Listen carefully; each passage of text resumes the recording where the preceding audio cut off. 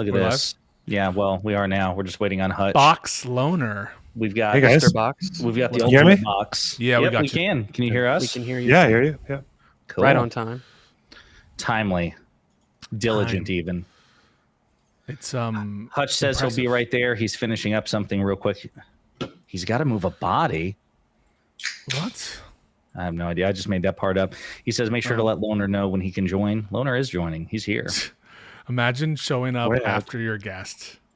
Mm-hmm. I mean, Not what would that surprised. even look like? I don't know. You know, I should have sent. Fuck! I thought I sent Loner. Did I not send you a link, buddy? To this. I'm an idiot. I should have let him like join up. I don't know why did I do that? Why did I fuck this up? God, his chat could have been joining in and everything. It made the most sense. Are you still streaming? No, I'm not streaming anymore. I took a break. So I'll just Oh, okay. Oh. Oh, well then there you go. That's fine. Yeah, don't worry. Do we want the Lonerbox audience in our chat? Let's be real. No, They're the highest barbarians. quality. What is your demonym for your supporters? Oh, I was just trying to think Boxers. of what that word means. Boxers? I don't know. Just call them shitheads. I don't know. That doesn't Loners? exactly roll off the tongue. Well, there used to be like a Boxbullah meme, like a Hezbollah, because I'm like half Lebanese and shit. But I guess since the war, it became a bit less tasteful, you know. Do people not Yeah. grant you your status because you're come from a Christian background?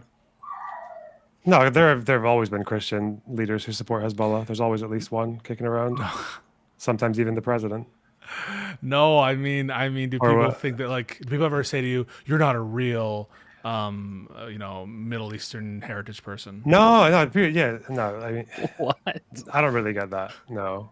All right, How would just that asking even- questions? Come on, Pisco. How would that even logically follow? Think about it. I'm not saying that it would logically follow. I'm saying that people can ask the darndest things. I guess so. Yeah, I have a friend who I don't know if I've No, you talked don't. I about don't this on believe you. stream. I've got You have a I've got an friend? acquaintance. You have friends? Yeah, bullshit. No, I have a friend who's Middle Eastern, and I was like, "Oh, what's your what's your dad's name?" He's like, "Oh, Tony."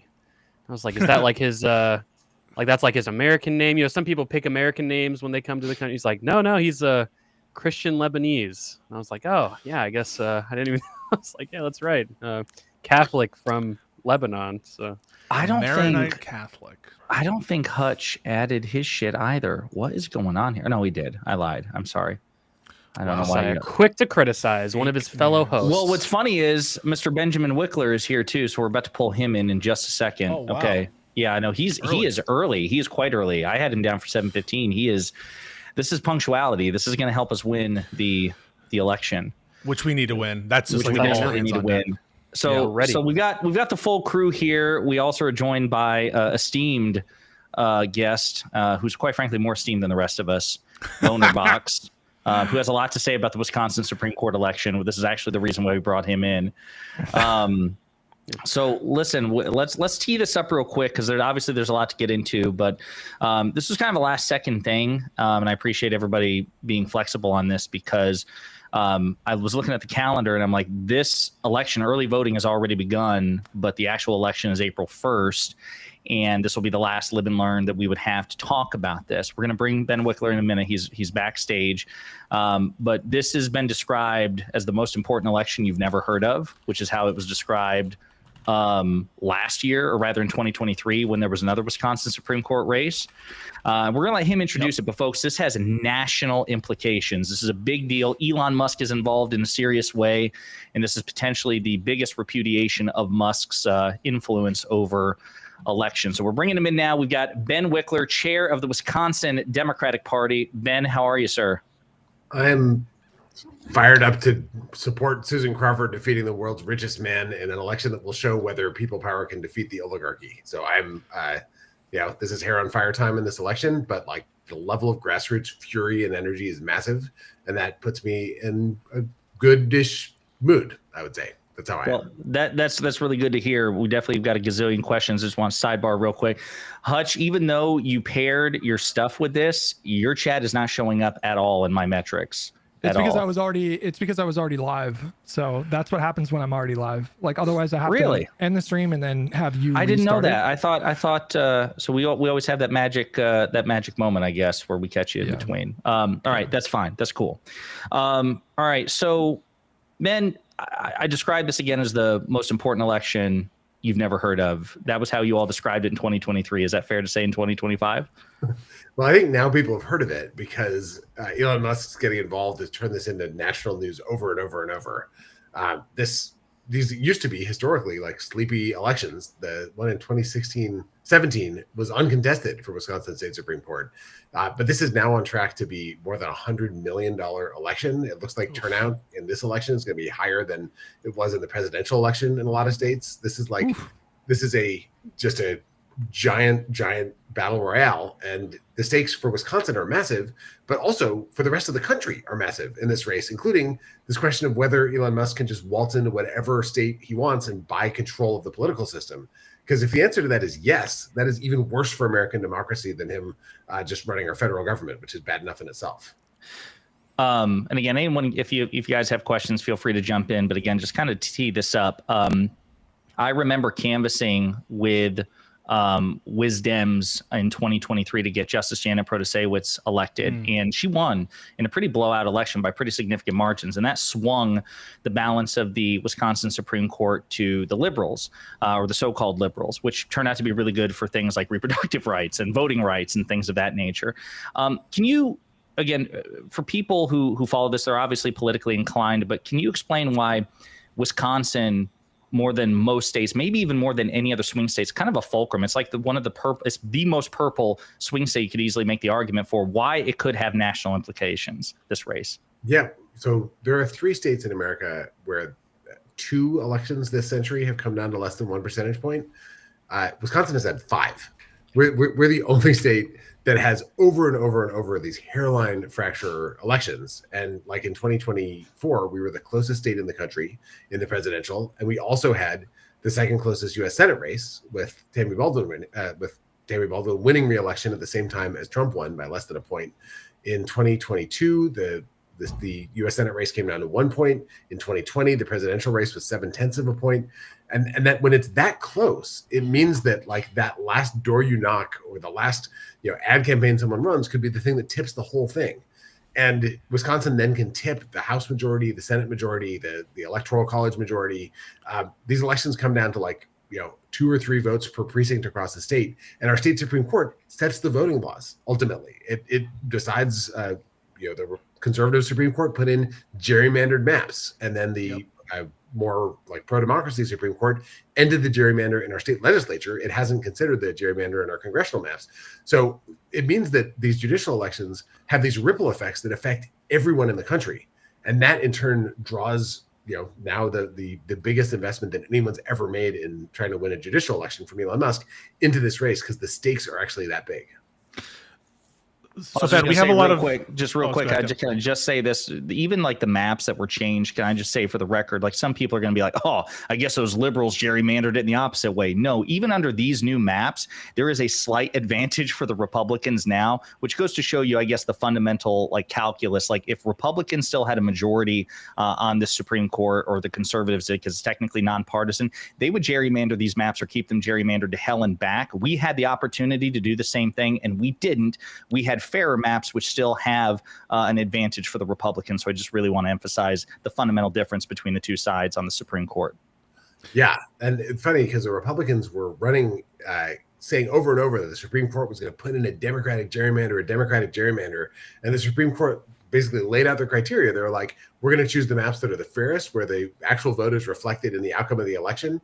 And then Republicans were so panicked about still a partisan gerrymander that the state legislature, controlled by the GOP, agreed to the governor's proposed fair maps. And that's how we got them. These were signed into law because, this is what the governor proposed, a set of maps where if we win the majority of the votes, then we're likely to get a majority of the seats. But it's still, as you said, like still slightly tilted towards the GOP. Under these fair maps, in 2026, I think Democrats are more likely to win a trifecta as long as we still have these fair maps, because the pendulum is swinging the other way against the GOP. So there's a chance for Wisconsin to become a fully blue state in 2026 if Republicans don't get control of their state Supreme Court on Tuesday. Brad Schimel, the Republican candidate, is almost explicitly promising to re-gerrymander the state legislative maps if he gets into power. That's the same thing that we saw in North Carolina. So this is like this is our one chance to actually have a free and fair election in a blue swinging year to be able to then win unified control of state government and then actually restore like democracy and union organizing rights and expand Medicaid and do the things that voters have been screaming out for on a huge majority basis for years, and Republicans have refused to do. Pisco, go ahead, buddy. Yeah. So Ben, we have a lot of legal eagles that keep track of our show, and we were actually paying a very close eye to issues that came up in the Wisconsin Supreme Court, including the issue of indefinitely confined voters that came up during the accusations of election fraud that occurred in 2020. And in fact, in that instance, I think that there was some argument that the Wisconsin Supreme Court was giving credence to some of the arguments that the election was stolen in 2020. And we also noticed that a lot of the proceedings are actually televised and filmed, and there's a lot of acrimonious back and forth between a lot of these, between the justices, especially Rebecca Bradley. And it seems like a lot of bad faith, or at least bad feelings among the justices. Do you have any faith that were a lot of these controversial issues that come up in the Wisconsin Supreme Court that presumably have already been decided, and there should be some principles of stare decisis, that a conservative majority would undo, for example, the rulings recently with respect to abortion, or with respect to the issue of this continuous states or continuous districts for purposes of gerrymandering? Yeah, so the Republicans on the Wisconsin Supreme Court, in the world of state Supreme Court jurisprudence, they are rogue. They are very, very out to the furthest edge of the MAGA extreme. They compared the election in which there were drop boxes to Syria and elections under Saddam Hussein. They live in this kind of hyper partisan right wing bubble. And then they use the most partisan possible arguments. There was actually a physical altercation on our Supreme Court a number of years ago. The more pro-democracy justices are not like this, but it has gotten super bitter in the Supreme Court. And if the conservatives take over, Brad Schimmel is the most partisan that we've ever seen. He is somebody who, when he was the Attorney General of the state, he used it as a platform to constantly sue and try to kill the Affordable Care Act. And he led people to do that. He created an Office of Solicitor General and then hired someone who then architected the whole legal strategy to take down Roe versus Wade. And there's a long New York Times magazine telling the story about his guy at a Federalist Society meeting, coming up with this whole game plan. He used taxpayer dollars to mint challenge coins for himself that said KAED, which was his slogan, kicking ass every day, and would hand those out to people. He's like a partisan warrior for the right. And famously, when Trump had the grab 'em Access Hollywood tape, all the Republican politicians in Wisconsin started denouncing Trump, and Brad Schimmel didn't. Schimmel was like, we've got to stand by him. I wouldn't use that language, but he's going to appoint right-wing justices to the Supreme Court. He is a full-on loyalist MAGA warrior, and he wants to be that guy in the Supreme Court. He's campaigning in front of a 20-foot tall inflatable statue of Donald Trump. His ads right now are just ads about how Trump has endorsed him, and they end with a close-up shot or the group shot of Trump signing some executive order surrounded by his people with a spotlight on Trump himself. It's just Trump, Trump, Trump, Trump, Trump. He's kind of like a Ron DeSantis running for Supreme Court back before Ron DeSantis ran against Donald Trump. And if he gets in power, we came within a single vote of overturning the 2020 election on our state Supreme Court. He's going to be the guy who demands that we overturn elections to help Trump and help Republicans hold power. That's what he's running to do. And that's exactly why we have to beat him in this race and show that kind of politics backfires on Republicans, even if they have unlimited money. If we can win this, we can demonstrate across the country that running as that kind of guy is not going to work. I don't know if anybody. Go ahead. Well, I was going to say, beyond the direct political consequences, if Elon's campaign is successful here, there's also the issue of Democrats feeling demoralized that someone like Elon Musk could buy an election, and then there's also the reverse impact, which is Republicans feeling empowered to do it again and again and again. And so you guys seem to be sort of standing in the breach right now, and you could potentially stymie their momentum and hamper their ability to do this again in the future if they were successful. Yeah, no pressure, Ben. No pressure. We're the 300. Everyone's welcome to join us. We'd love reinforcements. The thing about what Musk is doing here is that if he wins, then Republicans will conclude that he's a force field that can surround them, even in races that they should be losing, in an environment that's definitely, there's more energy on the Democratic side. If they think that Musk can come in with tens of millions of dollars and pump up an electorate to turn out MAGA voters and then ensure that they win their election, like, it just means that Republicans in Congress will start just clawing at each other to become the biggest Elon Musk loyalists and the biggest, total supporters for what Musk is doing. Now, that might, in a sense, help Democrats in 2026 because they will probably fully go after Social Security and all this other stuff and think there's no electoral consequences. And maybe the blowback would be even bigger as people experience the damage. But I don't want to run that experiment. I think it would be much better for the country if Musk is seen as the force field just being a soap bubble that will pop once people actually start poking at it. If we can win, we can start to, I think, demonstrate that Musk is a massively double-edged sword. And maybe it's too much to dream, but I was outside the Capitol leading the protest in 2017 when John McCain put his thumb down and the Affordable Care Act repeal was defeated. And if we can show that there's huge blowback now, maybe we can not have them actually shred Medicaid this time. Like, they are talking about massive cuts to healthcare that will hurt tens of millions of people. And I would much rather stop them before they do that. And I think winning this election can help to demonstrate that they are not invulnerable in this moment. Their money can't save them. And they need to actually back away from the cliff that they're trying to run the country over. If they do it anyway, then we're just going to have to just crush them in the midterms. But I do think we have a chance to punch back in this moment. And that's, for anyone looking for a way to fight back against everything that is driving them out of their minds as they watch the news, this race is it. You can phone bank if you go to wisdems.org/call. You can make phone calls to Wisconsin Democratic voters who haven't tuned into the election yet. There's hundreds of thousands of them. If you're in or near Wisconsin, you can come knock on doors. If you know anyone in Wisconsin, you can text them. If you have some money, you can chip in and help support Susan Crawford and her campaign or the Democratic Party of Wisconsin. We can put people's money and time to work to win this election. And this could be a profound nail biter. Musk released polling saying that if they can goose their turnout up, then it's within a point in their model. That could very realistically be the scenario. We've had two Supreme Court races that came down to less than half a percentage point, one in 2011, one in 2019. If it's that kind of race, then we just need to do everything we can to make sure the half a percentage point is on our side. So let's talk about that for a minute, because I know for a while Judge Crawford was leading Schimmel pretty respectably. I mean, nothing to rest on your laurels about in the polls. Where do things stand now? I know you cited this particular Elon poll, but how do you feel about the polling now? Is there still a slight nod towards her? Do you feel like you're the underdogs? Let's level set with people watching. I mean, the polling that I've seen right now has this basically tied. So that's very slight edge for Crawford. The Musk poll reflects that. If you look at the tail of the polls, it started out with Schimmel having higher name recognition, and then Crawford went from behind to a lead, and now it's gotten super tight. But the thing that nobody knows is who's going to turn out in this election. Yeah. Nobody can model these effectively. The polling, I've seen it be 9 points off in spring elections.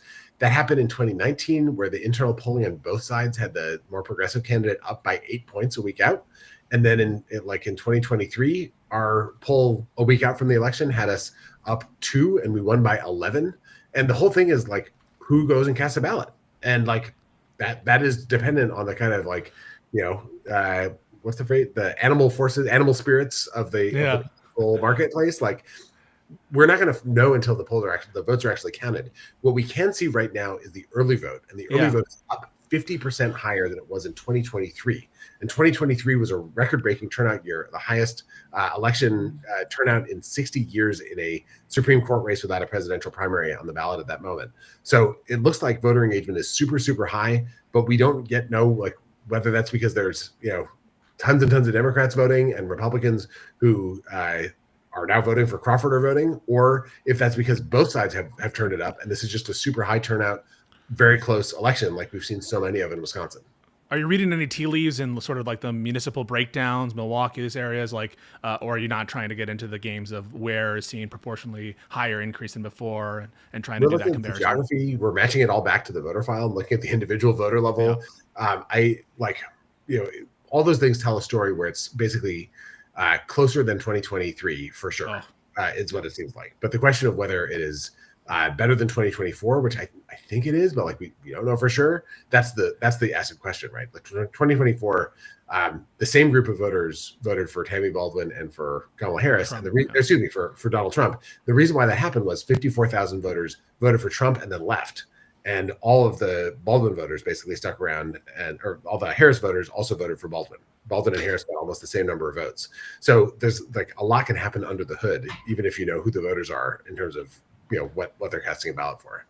Do you feel good about the fact that Democrats in sort of the Trump era have historically performed much better than Republicans in special elections and these types of off election, or off primary season elections here?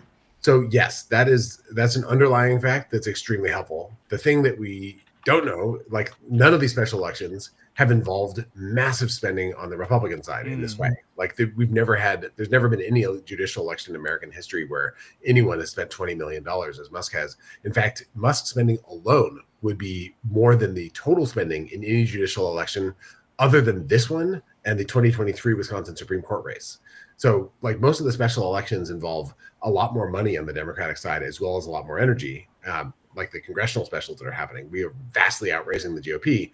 But in this race, Republicans have more money than like pro Schimmel forces have, from everything we can tell, raised and spent more than the pro Crawfords forces. So that energy is going to we have explosive like volunteer energy. We're knocking on more doors than ever before, all that stuff. But it's all going to have to add up to enough to defeat an even bigger wave of red money coming our way. Yeah, I guess that's the one advantage of having Elon Musk. I'm sorry, Econoboy, go ahead. I was just going to ask, man, looking forward, I mean, this is something that I feel like is a bit of a slam dunk for Democrats to kind of glom onto in pretty much every subsequent election, especially after Elon Musk kind of tied himself very directly to the MAGA movement, is money in politics. I feel like Democrats for a long time, it's been kind of a progressive issue. You see people like Bernie come out and kind of talk about it very consistently, but it seems like for a long time, there have been kind of a hesitance amongst kind of the party elite, the general moderate apparatus of the Democratic leadership of like, well, look, I mean, if we advocate for getting rid of money in politics, it looks kind of hypocritical if we're still taking a lot of money from like our billionaire donors and big donors like that as well. And we don't want to kind of, we don't want to have this like kind of one-sided disarmament of this. But, going forward, it seems like this is a real problem when you've got the richest guy in the world coming in like JP Morgan in the early 1900s wants to buy every election that he feels like might benefit him or his political movement. Is it time for Democrats to get very serious on this issue? Because it does seem like a nonpartisan issue. It feels like when I talk to my MAGA family members, they don't like Elon Musk's involvement in these elections as much as the next guy. And so is that a popular issue? Do you take that one-sided disarmament seriously as a topic? And what should the Democrats' messaging be on this issue going forward? Because it seems like this is going to be a reoccurring theme for as long as Elon Musk is interested in politics. Yeah, I will say before Elon Musk, now in this Elon Musk era, all the way through here in Wisconsin, it is in our platform. We believe in overturning Citizens United and like putting big money out of politics. It is preposterous. This like what we're watching right now is kind of like the story that people would tell for why we needed to override Citizens United that no one believed could come true, where the world's richest man puts in hundreds of millions of dollars and then gets put in charge of doing whatever he wants with the government, including giving himself billions of dollars of contracts while slashing programs like Social Security. Like that is like the fairy tale, cautionary tale version. It's cartoonish. It's cartoonish, exactly. It's like a supervillain, it's like what you do in a children's movie to illustrate why you shouldn't have money in politics is like this scenario. And it's happening right now in real life. And he's trying to buy the judges who will rule on stuff that affects him. Like, it's just like so ludicrous. And the thing is, like, I actually was on TV with the Republican Party chair in Wisconsin today, and he was like, "Oh, it's pretty rich. The Democrats are now grumbling about the big donors." And it's like, no, man, we have always been in favor of overturning Citizens United, and like this illustrates it better than anything ever has. And join us if you're like, if you're pissed off about people giving to Democrats. Let's just change the rules, man. Let's just change it. That logic, I mean, I didn't catch that interview, but I'd love to, because like I hear this, quite frankly, bullshit talking point all the time from Republicans, like, you better unilaterally disarm or you don't believe in getting money out of politics. And it's like, man, we've been consistently advocating for this, and you show a serious attempt to overturn Citizens United legislatively at the federal level, and you show me a Democrat who doesn't vote for it. As far as I'm concerned, they're persona non grata. They have no room. That is a room. That's one of those like dividing lines where there's no room for negotiation on this. Like, obviously, the Democratic Party is a big tent party, but if there were ever a genuine legislative attempt to overturn Citizens United, any centrist or moderate who wasn't enthusiastically voting for it, they should get the hell out of the party. It's a ridiculous talking point. I do want to ask you, though, what's interesting, I did a video about this particular race a couple of weeks ago, and right before I did that, there was the debate between Judge Crawford and Schimmel, and there were a lot of interesting points that I think Crawford made, but something that stood out to me, it's interesting because I complain about judges quite a bit on this in my content, particularly the Supreme Court of the United States. I think that like judicial power in this country is something that we seriously need to examine. But something about Crawford, which was really interesting, is she was asked, and Schimmel was asked too, have you ever ruled in a way that basically pissed off your supporters? And what was interesting was Crawford was able to come up with an example about how, she adjudicated issues before Republicans, and she actually upheld a lot of the Republican challenges, like overturned very few of them. And what was interesting is Schimmel couldn't come up with a single example of where he ruled in a way which would alienate conservatives. And to me, that's telling. I think Pisco's an attorney here. The rest of us are not. But to me, a kind of crude but fair heuristic is, unless you genuinely believe that your political party is always right, you should be able to come up with examples of where they've been wrong. And Crawford could do it, and Crawford could give concrete examples, and Schimmel couldn't. So to me, this is further proof that he would be a laser-focused, 100% hyper-partisan right-wing judge. I completely agree. And what's so striking to me is like Susan Crawford in public and in private and everywhere, she's like very clear. She will not prejudge cases. She's not going to make commitments about, issues before it. She can tell her life story, what she's done in her life, what her judicial philosophy is, but she is going to be a judge who treats everyone the same, regardless of how they come into a courtroom. With Schimmel, it's like he's been auditioning for Trump's endorsement. Now he's got it. Now he's running with it. That's the whole thing. He has said on the campaign trail, Trump keeps losing in court and he needs a support network. The only way we stop this is in the courts. And that's why he's running for Supreme Court justice. And now it's in his ads about like that, Trump has endorsed him and Susan Crawford would stop Trump's agenda. And that's why we need to vote for Brad Schimmel. And this is like what Musk's flyers when he goes around door to door. It's all this message. It's all that he is in the tank. It's not about the law. It's not about the Constitution. It is about the guy who he wants to treat as a king. It is so alien to the idea of how the law is supposed to work in this country. It is infuriating. And I wish that more conservatives who profess to care about this stuff would like point out that in this case, this is like, you can be a Scalia, you can have a conservative judicial philosophy, but this is naked corruption. As Red Sparrow says in the comments here, this is like corruption pure and simple. It's the complete destruction of the idea of an independent judiciary or rule of law in the United States. And if this flies and succeeds in winning a Supreme Court race here, then we're in serious trouble, because it means that every Republican would-be judicial candidate will audition by showing that they're willing to abrogate their oath of office in order to help Donald Trump. Then we have a real problem. And so it becomes even more important for us to be able to win and ensure that Susan Crawford gets this victory. I was wondering if I could involve Lonerbox a little bit here as the international, guest of ours. So it can be a little bit, I think, not 100% clear for people from the Commonwealth, perhaps, or people who are just not in the know about like what the state Supreme Court does. The Wisconsin Supreme Court is obviously the last say on what Wisconsin law means as a matter of state law, but could you could you explain a little bit more for people who don't have as good procedural knowledge about how this could translate in maybe policy areas, or in do you have like a maybe distillation of that for people who are maybe not read in?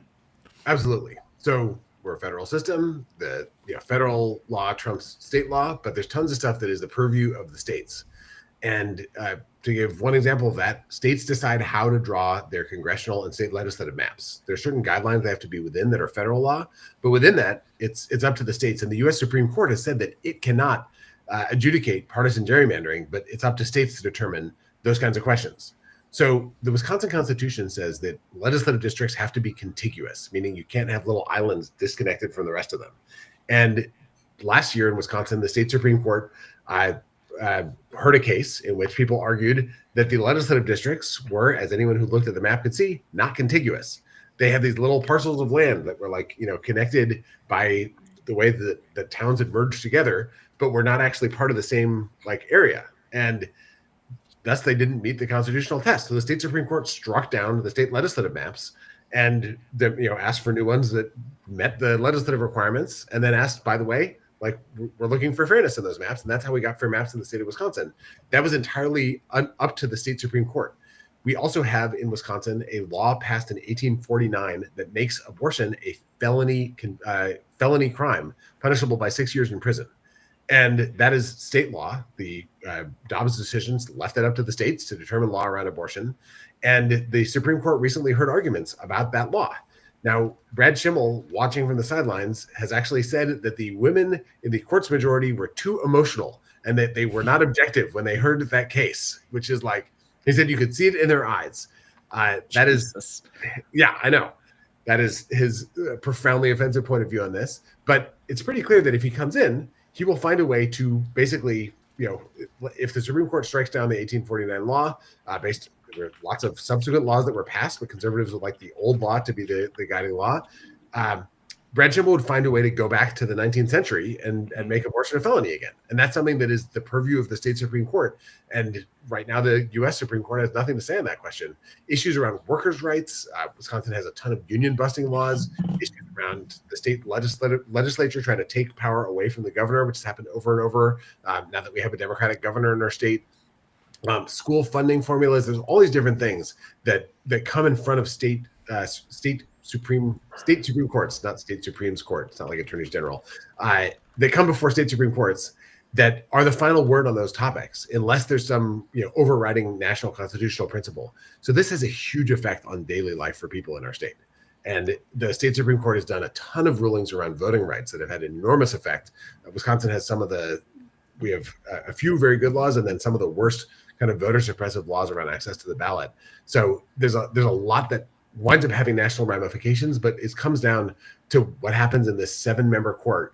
In Wisconsin, they're directly elected statewide by the public, 10-year terms. So whoever wins this will be on the court at least until 2035. And the last thing I'll add about this, if you go back the last 60 years, no one who's been elected to the state Supreme Court loses a bid for re-election. The only time seats have flipped is when it's either someone who's appointed to fill a vacancy and then running for the first time, or somebody who when it's an open seat, then a seat can change hands. This is for an open seat. There's a progressive who's retiring. So this is a chance for this to change hands if we lose.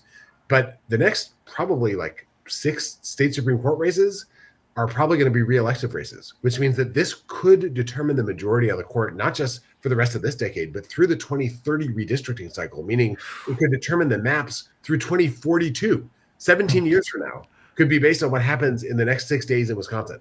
So, no pressure here. Yeah, no pressure. Well, Ben, listen, I appreciate your time. We definitely, we're going to wrap up here. Just, I guess my final question is, again, we know that the election is April 1st. Is early voting still going on? Can you give, I guess, a final pitch of if people who are in Wisconsin, who are eligible voters, they want to vote, do they have time to do it early? Is that done? Do they need to wait till election day? And where can people find you with respect if they want to contribute to the funds to defeat Elon Musk and Brad Schimmel? Yeah, you can vote in this election if you go to vote.wisdems.org. Our state party, actually the Democratic Party of Wisconsin, compiles the only known list of all the early voting locations. So you can find where you can vote right near you at vote.wisdems.org. If you want to contribute, you can go to peoplevmusk.org. That's a website we set up in this race. And that has links to contribute to the Democratic Party of Wisconsin and links to sign up to volunteer. And you can phone bank from anywhere in the country. You can door knock if you're in Wisconsin, and we can put money to work if you're able to contribute. Honestly, until the last hours on election day, we'll be adding to the stuff that we're doing and the campaign is doing. So please do. If you've got something to contribute, when Scott Walker was governor, he eliminated the cap on how much you can donate to a state party.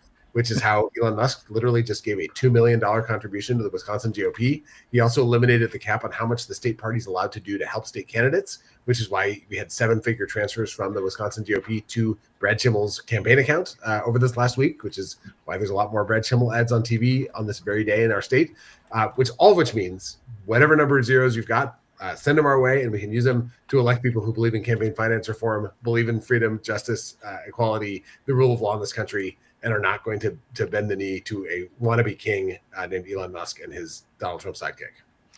Well, man, we really appreciate it. Thank you so much. I know this was, like I said, last second. If you don't mind, if you can have somebody email me all those links, I've got one of the dono links up, and I'll make sure that we all post them in our VODs when the stream ends. So if you could have them do that, I really appreciate it, Ben. Thank you so much, and good luck. We'll be watching. It's great. Thanks, Ben. Thanks, guys. Thanks. All right. Yeah, folks. Gotta vote, again, guys. The most important election you've never heard of, but hopefully now have. So, Can I ask a question about that? yeah. I know America. Is Wisconsin one of the car manufacturing states? They have some. Okay. Michigan is like more well known. Michigan and some of the other Rust Belt states. But yeah, I mean, they have some manufacturing there. Does that mean that Tesla has an interest in Wisconsin? Oh shit! It's funny you say that. It's funny you say they actually I had a have. feeling. I just thought Elon Musk Yes. wanting to get involved. Tesla's got to have some involvement. He's suing Precisely. Wisconsin. He's suing Yes. Wisconsin right now. Yes, Yeah. Yep, absolutely. Yep. I think he. I'm trying to think. I don't want to do the chicken and the egg here, but it was like either 2 days before the suit was filed, he started donating or contributing, or it was 2 days after.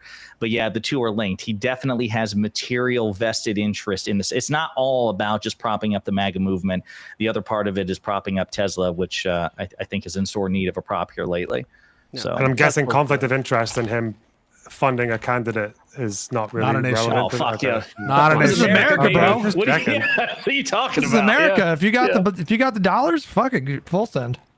No, you're wrong. It's conflict of interest only matters if you're a Democrat. You have to keep that in mind always. Okay. Speaking of conflict of interest, I feel like those tariffs today very obviously benefit Elon, right? Like, or was he already planning on doing those tariffs, or? I can't even keep up on like, is he actually going to do them? Are these Snip, are snap. these?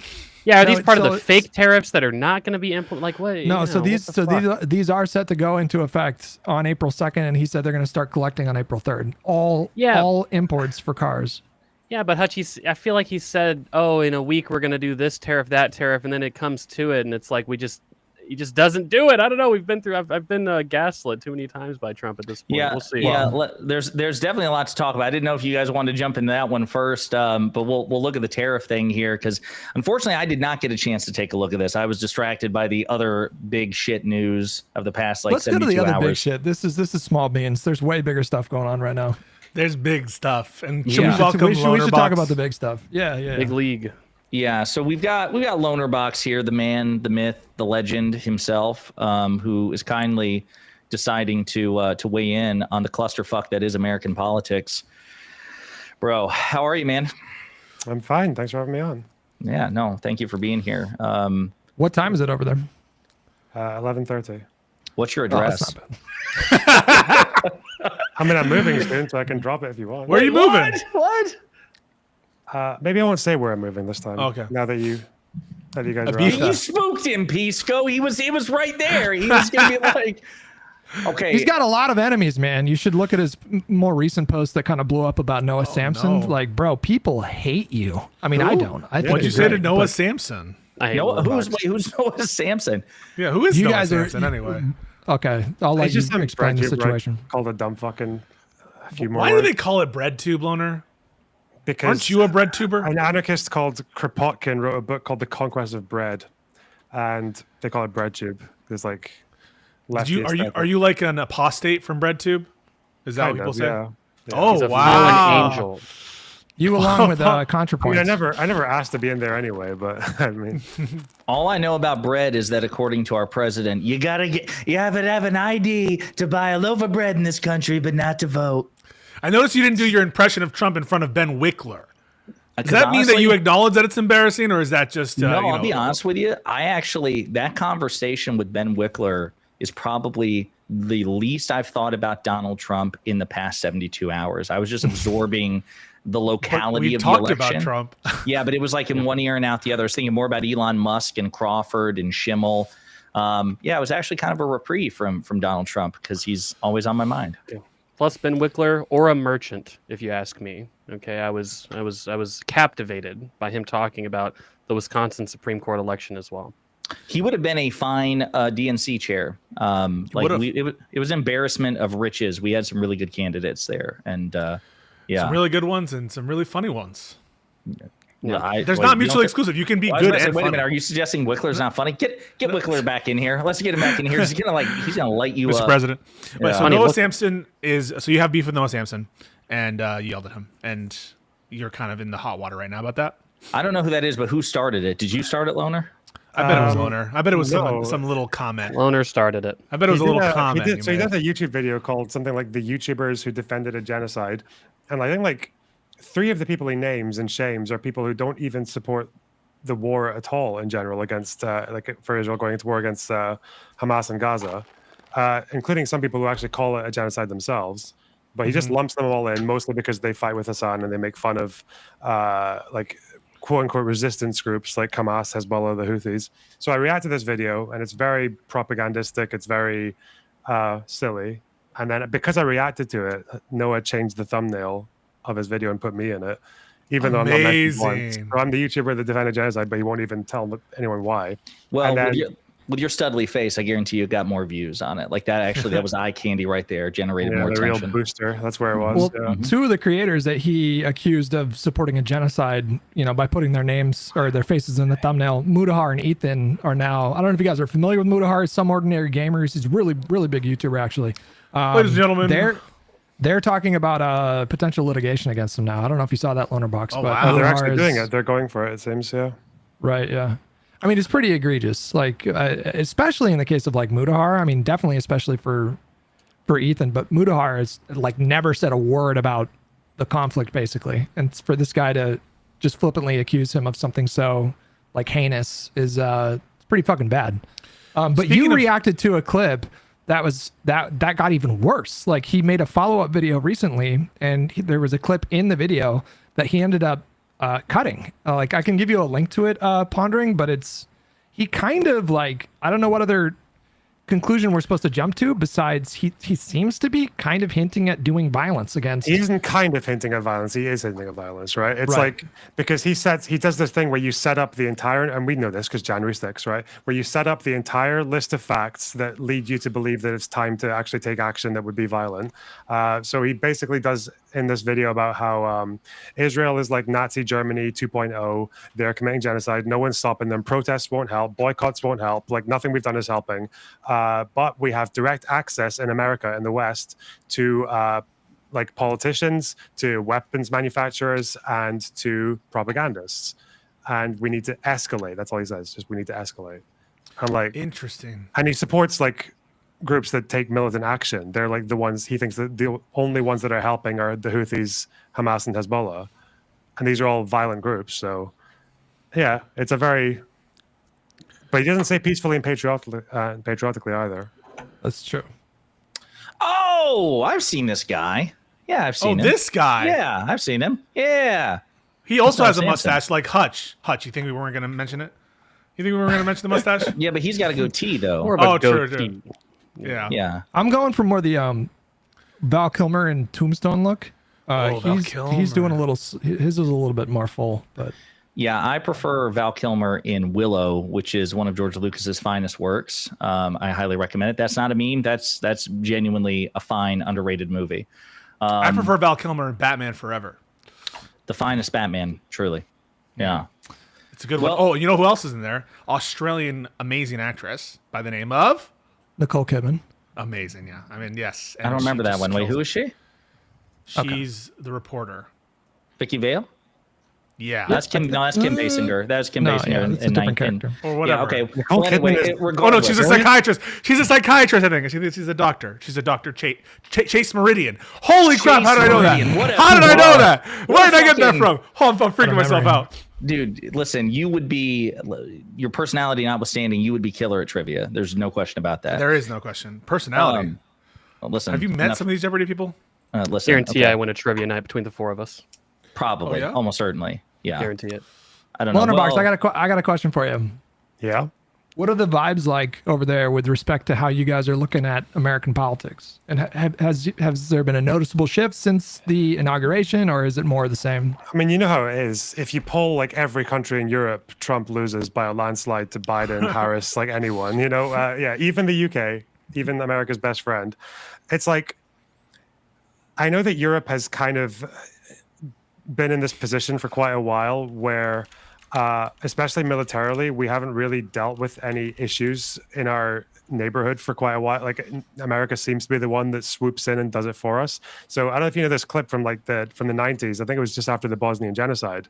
I think he's talking about Kosovo, when Biden is rambling about how there's no moral center in Europe. Like, when are these Italians or the Germans or the French going to? I remember that clip. Ever got together to stop this kind of genocide? Right? And like but it's kind of true, because first of all, we fought with each other until the Second World War, and then after that, we were in ruins, and then NATO kind of picked up a lot of the slack and was mostly led by America. So I think now people in Europe have realized, especially spearheaded by Macron, that this continent is not really going to be safe if we just rely on America. And all these countries in Europe have been below, or most of the time have been below, the NATO minimum defense spending, and now people are talking about boosting it. I think Germany did a historic change to their budget system so that they can spend a lot more on defense.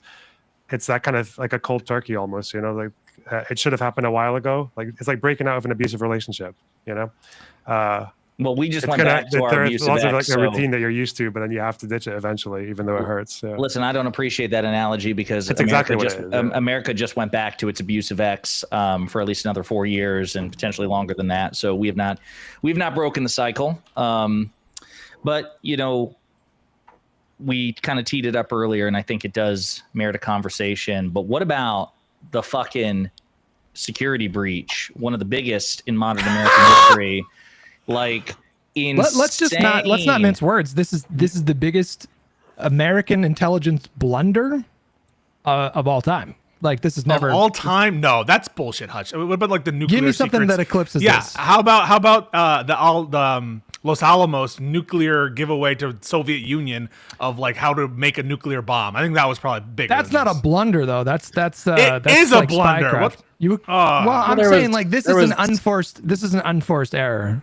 There was the CIA spy who was a double agent for the Soviet Union that caused like 10 informants to be killed. That seems Wait, like maybe if it's the Hutch is getting Union, debunked. Wait a minute. If it's the bigger Soviet deal. Union, we're talking This more is than malice. 30. We're talking more than 30 years ago. Okay, that's not modern. Okay, No, you're that talking is- about- You live to complain. Look, You're talking about complain. malicious. You're talking about malicious actions, not a blunder. But Like why is somebody this not just like, malicious? "Oops." I almost think this is malicious. You guys are complaining when he kicks the AP out of the room, but now they invite a reporter into the room and you complain as well. Wait, there's no winning with you guys. Well, I was watching a Tim Pool video yesterday, and he was theorizing that the administration did it on purpose because there was that one bit of Vance talking about how Americans didn't really know who the Houthis were, and so it was going to be a hard sell. And so Tim was like, "Oh, I see what's going on here.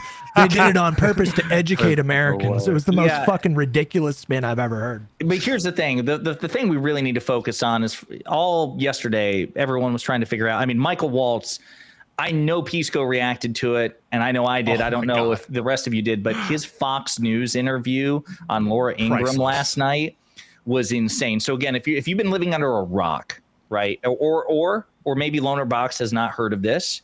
Lonerbox, have you heard of this particular fuck up?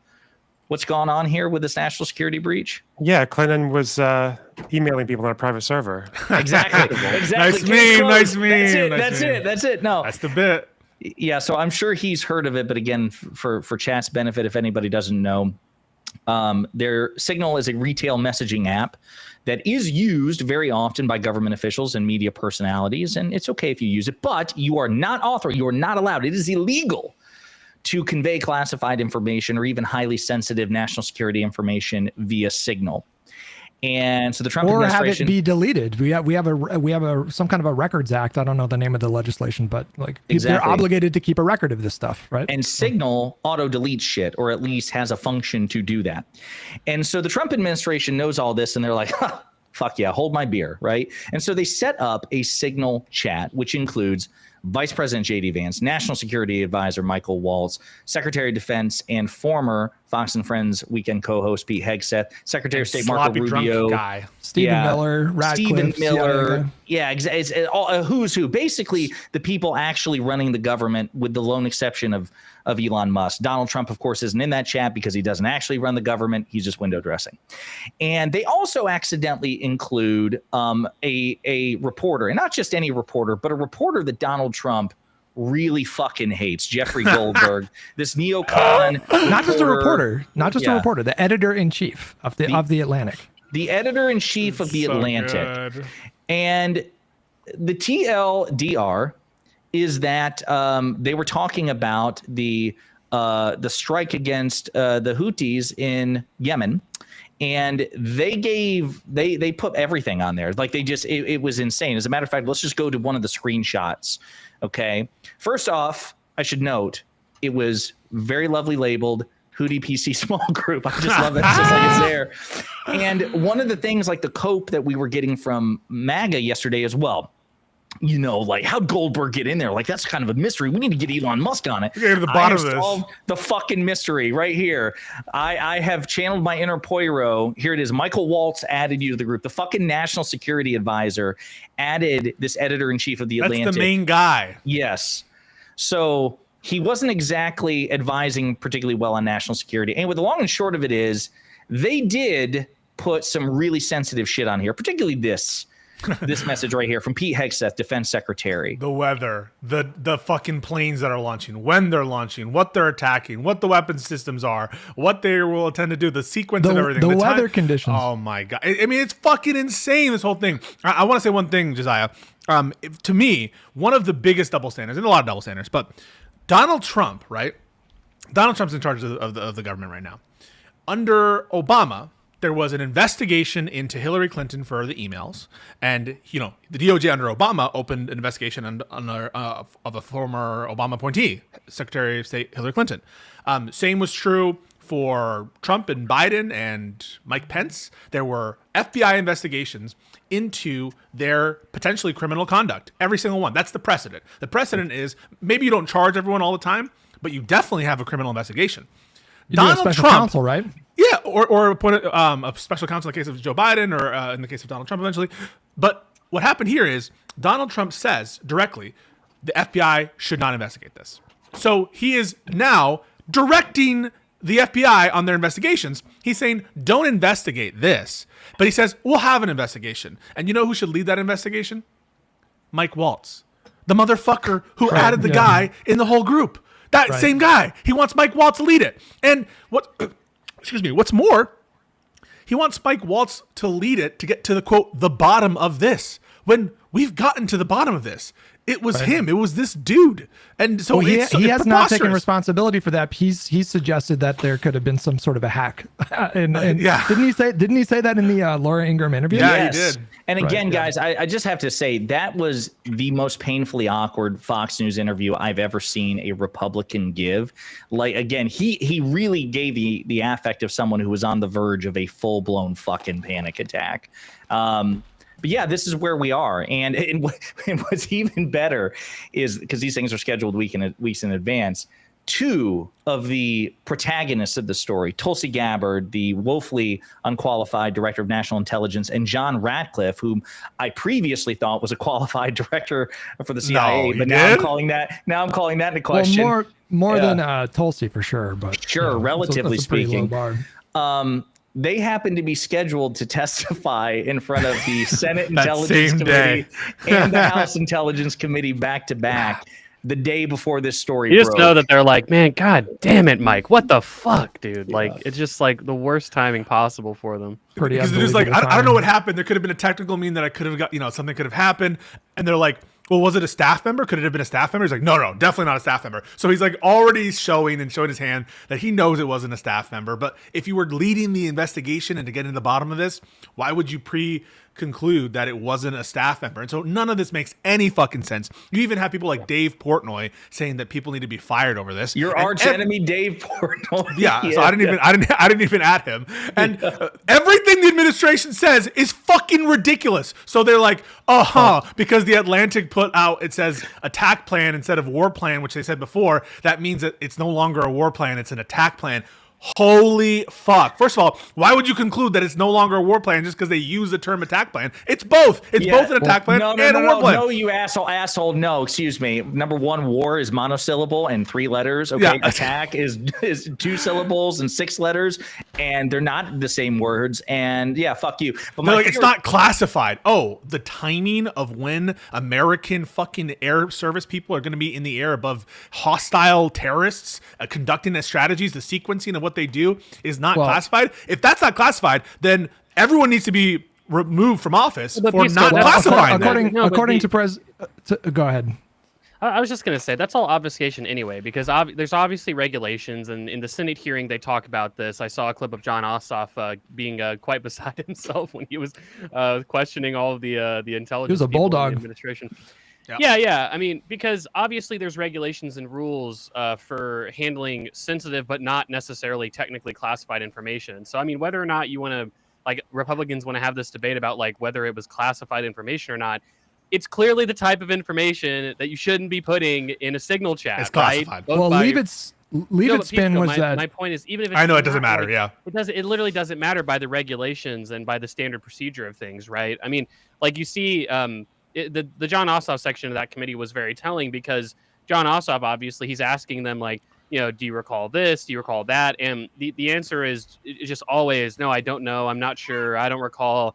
And at one point in the hearing, it's the funniest point in the hearing for me, at least, John Ossoff goes, surely you've prepared for this hearing? Like, did you not go over, you know, the shit that's been going down? And, you know, clearly they just didn't. Like, it seems clear that they just don't know what the fuck's going on. I've never seen a director of the CIA look as disheveled and incompetent in my life. Okay, going back to the first Trump administration. The funny line was Senator Warner, who said during the Senate Intelligence Committee here, he's like, everybody in America has heard this story. Are you telling me the CIA director has no knowledge of it? I'm sorry, Hutch, you were saying? Well, I was going to say, leave it. The spin that she was going with, the press secretary, was that it wasn't classified because the defense secretary simply said it wasn't classified. And some other spin that I saw was that actually this shows that this shows that the cabinet is dynamic and they have diversity of opinions. Let me play that fucking clip. That is one of the funniest clips. All right, brace yourselves. This shit is wild from. And they didn't even prepare, real quick. Gabbard didn't even prepare at the beginning to say that she would answer questions. So she started by saying, I'm not going to answer any questions. And then Ratcliffe immediately was like, starting to answer questions. And then she started answering questions. So they're all fucking over the place. Let's see the clip. All right, on to another big story today out of The Atlantic, where their editor-in-chief, Jeffrey Goldberg, has reported that he was accidentally sent sensitive information about military strikes in Yemen. The messages come from 18 national security officials. They were sent through the encryption app Signal, and there are indications that they appear to be authentic. I think there are 2 takeaways from this story as of what we know today. Can anybody guess what his 2 takeaways are?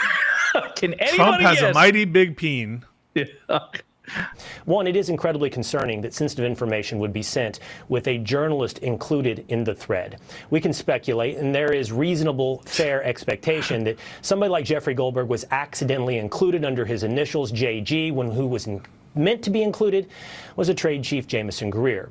But if it was accidental, and we'll wait to see if this was accidental, it is incredibly concerning that this information would be shared over the Signal app with the journalist included. But the bigger takeaway for me is it's an insight, a transparent insight into the thought process and dialogue of our national leaders. If you look at the actual content of what was reported, if you look at how they discuss potential strikes on Houthis in Yemen, what you will see is dialogue between Vice President J.D. Vance, Secretary of Defense Pete Hegseth, National Security Advisor Mike Waltz, Stephen Miller, Tulsi Gabbard, and many more in a very collaborative, open, honest, team-based attempt to come to the right decision after years of secrecy and incompetence. If you read the content of these messages, I think you'll come away proud that these are the leaders making these decisions. You bozos. Right here. No, I'm not. I don't know how much. Right here. I don't know how much you know. Oh, sorry. Go ahead. No, I'm just gonna say all that collaboration right here. Go ahead. Well, I was gonna say, I don't know how much you know about like the MAGA movement, Lonerbox, but like one of the like central premises of their campaign in 2024 was that Joe Biden was this bumbling fool and he had staffed his cabinet with unqualified DEI hires and the world no longer respected us. And when Trump was gonna come, when he came back in, he was gonna usher in or bring us back to an era of meritocracy and, you know, serious people in these positions and confidence in the administration. And it would restore faith in ostensibly European countries like yourself or like yours that you would take America seriously again. Are you taking us more seriously, Lone? They're definitely Yeah, it's taking good. it I think seriously. because when he says transparency, what he's saying is that we actually need more of that. Like we should live stream the fucking nuclear codes. Send them to Sudan just so they know everything's okay in the United States. Yeah, that's what There's dialogue transparent. happening. It's transparent to accidentally leak things to reporters. I mean, how can anyone come away from this entire exchange thinking anything other than Pete Hegseth is the most incompetent, the most embarrassing lolcow in the history of cabinet secretaries? Every one of these motherfuckers should be fired, especially Waltz, and especially Hegseth. I mean, these guys have no business staying in the administration. Yeah, They let's use- figure this out. they use arm- There's like I sent a archived tweet. Did you see the tweet from Waltz in 2023 talking about Hillary's emails? Yeah, they don't care. This is way worse than the email server thing. And that tweet from Waltz is very on the nose. Yeah. He said Biden's sitting national security advisor Jake Sullivan sent top secret messages to Hillary Clinton's private account. And what did DOJ do about it? Not a damn thing. Well, the story goes even further because it was just reported recently on Der Spiegel or whatever that all of these like national security officials within the administration, their private data and passwords have leaked online. Their fucking passwords have leaked online. Did you see this story yet or not? Wait, what? Yeah, bro. It just got reported just a few hours ago. Their pass. Yeah, So right? they might Here, I have just put it in the actually someone accessed their passwords. It says to get their private stuff? data and passwords of senior U.S. security officials found online. Donald Trump's most important security advisors use Signal to discuss an imminent military strike. Contact info of some of those officials is freely accessible on the internet. Bro. Well, look, it's funny to see. Resign. The Laura Ingraham Mike Walls interview was a perfect encapsulation of this kind of like round, completely holistic propaganda network that the conservatives have, where the whole interview that Laura Ingraham had with Mike Walls, and I don't know if you want to play some clips from it, Josiah, but it's essentially Laura Ingraham being like, yeah, we all know that, Trump is great. All hail the leader. Of course, he's going to save the country. He's done such great stuff already. And of course, I agree with you that greatest president we've ever had. But like, I mean, how did this happen, Mike? I mean, how do you? She was pushing him. She was pushing him pretty hard. Pushing him by asking reasonable questions. No, but she was following up, and it was a compliment sandwich where the bread was 20 pieces thick, and then the sandwich, the meat part in the middle was the pushback, right? And that's but she's like, kind of my point. Who are you trying to send? Who's the other JG? And like, she would do a little compliment, and then she'd do like, all right, but you're sure it wasn't a staffer, right? You're sure? And so I was actually mildly impressed by her pushing. 0% impressed. Pisco. Look, but that's the funny part about the interview, right? Is that all of these people, it's like emperor has no clothes, right? We must be sure that we don't insult great leader Trump. We must be sure to compliment him 1,000 times for every one very mild criticism. And it was perfectly emblematic within this Laura Ingraham interview. But you saw that in that previous clip that Josiah played as well, where the guy they just struggle to try and find ways that, oh, this great administration, look how awesome they are, even in the face of obvious, unprecedented incompetence and embarrassment. President, but I don't text him. He wasn't on my phone, and we're going to figure out how this happened. So you don't know what staffer is responsible for this right now? Well, look, a staffer wasn't responsible, and look, I How do you take know? full responsibility. I built the group to my job is to make sure everything's coordinated. But how to did the number? execute I mean, I don't mean to be pedantic here, but how did the number? Have get you ever in the had chat? Have you ever had somebody's contact that shows their name, and then you have somebody Oh, else's I number never there? make those No. mistakes. Right? You got somebody else. I don't know what you're talking Literally about. never Mike. once. Contact. So Not of a course I single didn't see time. this loser in the group. It looked like someone else. Now, whether he Like, did it essentially what deliberately he's- or Wait, my favorite part right here. Yeah, that was the best part. Yeah. You got somebody else's number on someone else's contact. So of course I didn't see this loser in the group. It looked like someone else. Oh my God. Yeah, it's essentially. Well, wait a minute. Wait, no, wait, right wait. here. In the group, it looked like someone else. Now, whether he did it deliberately or Oh my God. Now, whether he deliberately changed his number in my phone, And under a made me different message name, him. yeah, It's I don't know fucking if he did incredible. it. God, oh man, I don't know, bro. This is where we are, and they've only been in power 2 months. Oh, 2 they've months. only begun to debase themselves. Like all the MAGA pundits, this is not rock bottom. It's going to get worse. Like Yeah. this is only 2 months in, and we're already at one of the most embarrassing stories out of any administration in the modern era, really. Yeah, I mean, well, because you have to think, right, that this obviously got leaked because they added a journalist to the chat. It's just so funny. Like it's like optimal fuck up. They added a journalist to the chat, so this got leaked. But obviously, this leads to the question of like, well, this clearly probably isn't the only chat like this that's around, right? Like there's probably clearly a number of Signal chats that contain sensitive information that are being deleted, that aren't necessarily available for investigation in the future. I mean, that's the reason you have all these record rules, is that, hey, in the future, if we ever needed to audit these decisions or investigate them, that we would have a clear record and a sort of chain of custody to do them. And obviously going through Signal is a way to sort of obfuscate that process. It's the reason it's so improper to do this kind of thing.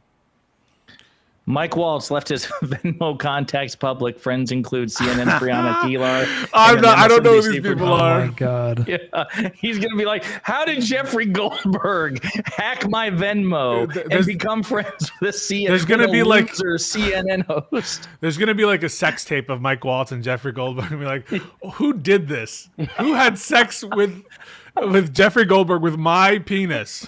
AI video. Oh man. All right, well, Loner, Phil, what's new with you, buddy? How are you? What content you working on these days? What's up? You said you're moving. The Starmer Vanguard has taken over in the UK. Yeah, really. I'm not paying attention to Starmer. I've been covering Gaza still because there's new developments now. The protest. yeah? And we all know that Josiah loves talking about foreign policy and especially Gaza. It's my bread and butter, that's where we're baby. going. I'm glad he's here because now I can school him. I can educate Loner on foreign policy because everyone knows that's my thing. No, there was a big protest today against Hamas, and that's pretty notable. I mean, I heard that it was happening today, but I didn't hear any update. How big was it? Was there any violence? Like, what happened with that? Is it notable? Yeah, it's pretty big. It's definitely the biggest anti-Hamas protest of the war in general, probably even for a year or two before. The problem with the numbers are kind of difficult to gauge. We don't really know if it's hundreds or maybe a couple of thousand or maybe 4,000 or 5,000. It seems to be growing. Today was bigger than yesterday. The thing is, if people in Gaza are protesting against Hamas, even in peacetime, that's big because it's not like the West where you go and you turn up and you celebrate and you protest and you shout and then you go home and nothing happens, right? Like if you're going to protest against Hamas, it's because you are very, very seriously committed against them, because protests against Hamas in the past in peacetime result in people getting beaten up by security officers, beaten with truncheons and batons. People get shot. Some people get disappeared. Some people get kidnapped and tortured. Some people just get killed. Sounds like the Trump administration these days. Just want to throw that out there. Sorry, go ahead. Yeah. So if Hamas was pushed out of, go ahead. And now that it's happening after Israel has just resumed bombing after the ceasefire, they've been bombing quite aggressively since they broke the ceasefire a couple of weeks ago. But people in Gaza and these quite sizable crowds with a fairly uniform message are protesting, and the central message is that they want Hamas out. It's a very bizarre development. It's very unprecedented. How does this reconcile? I was going to ask Leonard, how does this reconcile with? It seems like, I don't know. It seems like some of the polling we get out of the West Bank and Gaza Strip can be kind of disconcerting. Like it seems like there's some polling, and maybe this was like before the protracted war, where maybe people have been really tested in their patience and stuff in Gaza and the West Bank, obviously. But it seems like a lot of the polling is like, oh, we actually kind of like strategically support Hamas and like this sort of militant agitation in the region. I don't know if there's any actual polling that's been updated to reflect, maybe some more apathy amongst the Gaza people or West Bankers. What does that look like? Hamas have always been more popular in the West Bank than in Gaza, mostly because people just, I guess, they like what they don't have. It's definitely, support for Hamas has definitely gone down progressively since October 7th, much more so in Gaza as well than the West Bank, and that's kind of obvious. It's because Gazans they're not stupid. They understand, like, if you believe everything that Palestinians who have grown up under Hamas in Gaza, if you believe everything they believe about Israel, the dumbest thing you can do is send 5,000 people across the border into Israel and kill a bunch of civilians and then come back inside, because you know that they're just going to bomb you to hell until Hamas is gone. So people in Gaza seem to understand that. The problem is that polling data doesn't really reflect all that much because Hamas is an authoritarian regime. Half of the population is under 18. They've only ever known Hamas rule. They've only ever known Hamas like controlling the media, having a large amount of control over the education system, and obviously squashing dissent. So polling data is kind of difficult to get a hold of there, but it does seem much more apparent now that because Hamas have been so weakened, their leaders are dropping like flies every day now. People have finally had the courage, and maybe some people felt this way for the last 15 years, but now they are starting to, in small but increasing numbers, coming out to actually say what they think about the movement. So, what would a power vacuum, like, to your best guess, like, what would a power vacuum look like if Hamas were to somehow be ousted from power in Gaza? Who would be the competing interest that would be looking to take up that mantle? So the protest leaders that I've been keeping up with just in the last 2 days have been quite clear that they are non-partisan. They don't want Hamas in. They don't want Fatah in either, which is seen as the more moderate alternative to Hamas in the West Bank. So they're not really interested in either of those. It's really hard to say because there was one group of village elders in Beit Lahia, which is where the protest started, and those elders were saying, this guy, they're very rhetorical, but this guy said something like, we don't care who rules us. It can be the Sudanese, it can be Africans, just as long as we can live in peace. So I feel like they're fairly indifferent to who exactly is in charge, but they definitely seem to be looking for an alternative vision. The only other time there's been this kind of power vacuum in somewhere like Gaza would have been like in the first Intifada, which is when the PLO were in exile. Hamas were not a thing really back then. And it was mostly just like local organizations trying to step up. But it's been a while. That's been like any chance of 80s, international intervention and the Saudi-led coalition taking hold and rebuilding Gaza? I mean, you can look at polling. It seems like the favorable alternative for most Palestinians as an international force is like Qatar. There's a lot of reasons that they're not going to get involved. Egypt seems like a strong candidate because they have actually offered an entire reconstruction plan for Gaza. It's like 100 pages long. The problem is it's not finance. The Middle East is never going to run out of people wanting to give money to Palestinians, but Egypt never really left an explanation for how you get Hamas out of the way so they can actually go in and do this. If these protesters are doing that, Egypt is probably going to be the strongest candidate to try and go in, but I mean, Gaza was under Egyptian occupation before until the 60s. It wasn't pleasant. It turns out Egyptian security forces are quite brutal as well, but it's been a while.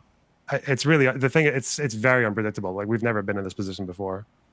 So I'm curious, there's overlap here between foreign policy, domestic policy, and actually the law. I don't know if you've followed the story of Mahmoud Khalil, who was disappeared by the Trump administration, a pro-Palestinian activist.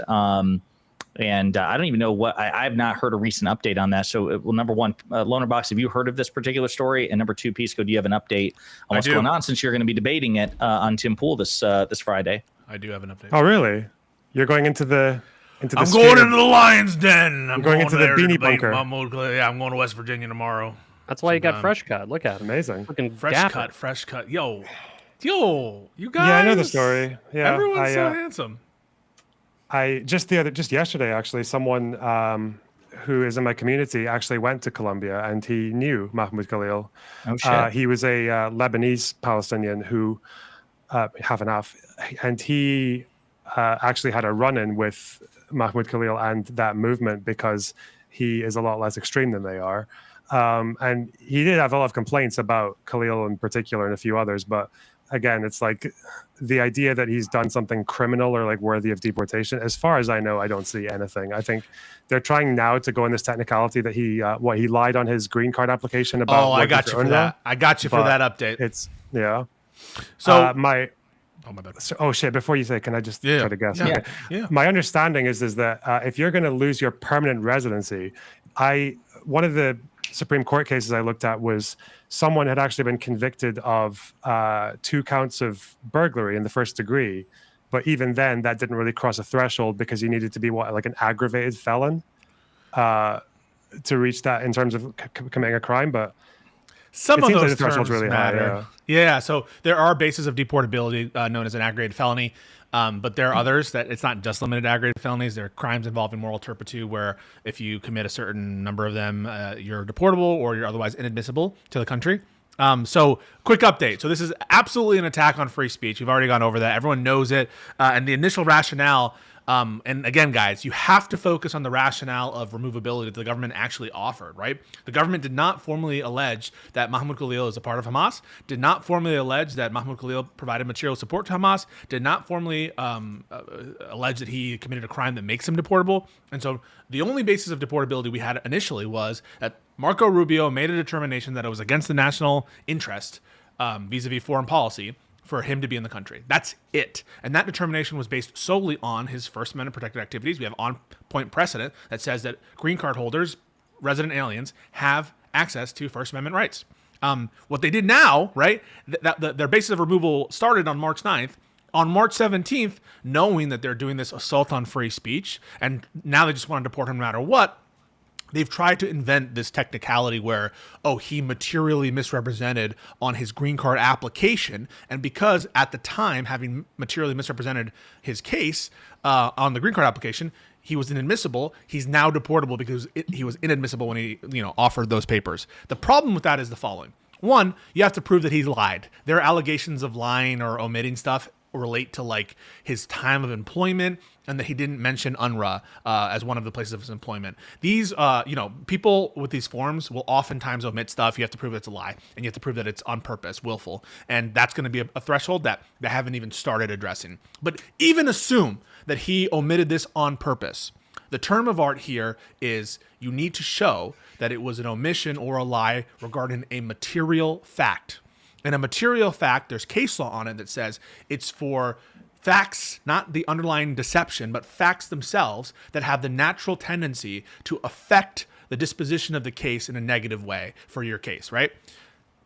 It's completely fine for someone who's doing a family-based visa petition to have worked at UNRWA, right? So the fact that he worked at UNRWA doesn't make himself inadmissible by itself, and it has no tendency to affect the ultimate determination of his green card application. He's allowed to apply for a green card adjustment because he has a wife who's a U.S. citizen. And so regardless of whether or not it was included that he worked at UNRWA or that he worked for an extra few months on one of these jobs, it would have not affected his petition in the slightest. And so even if you assume that he lied on purpose, even if you assume that he misrepresented willfully, none of this is material because the fact of his employment is not at all have any natural tendency to affect the disposition of the green card application adjustment of status. And so for that reason, it's a complete red herring, post hoc invention, and bad faith.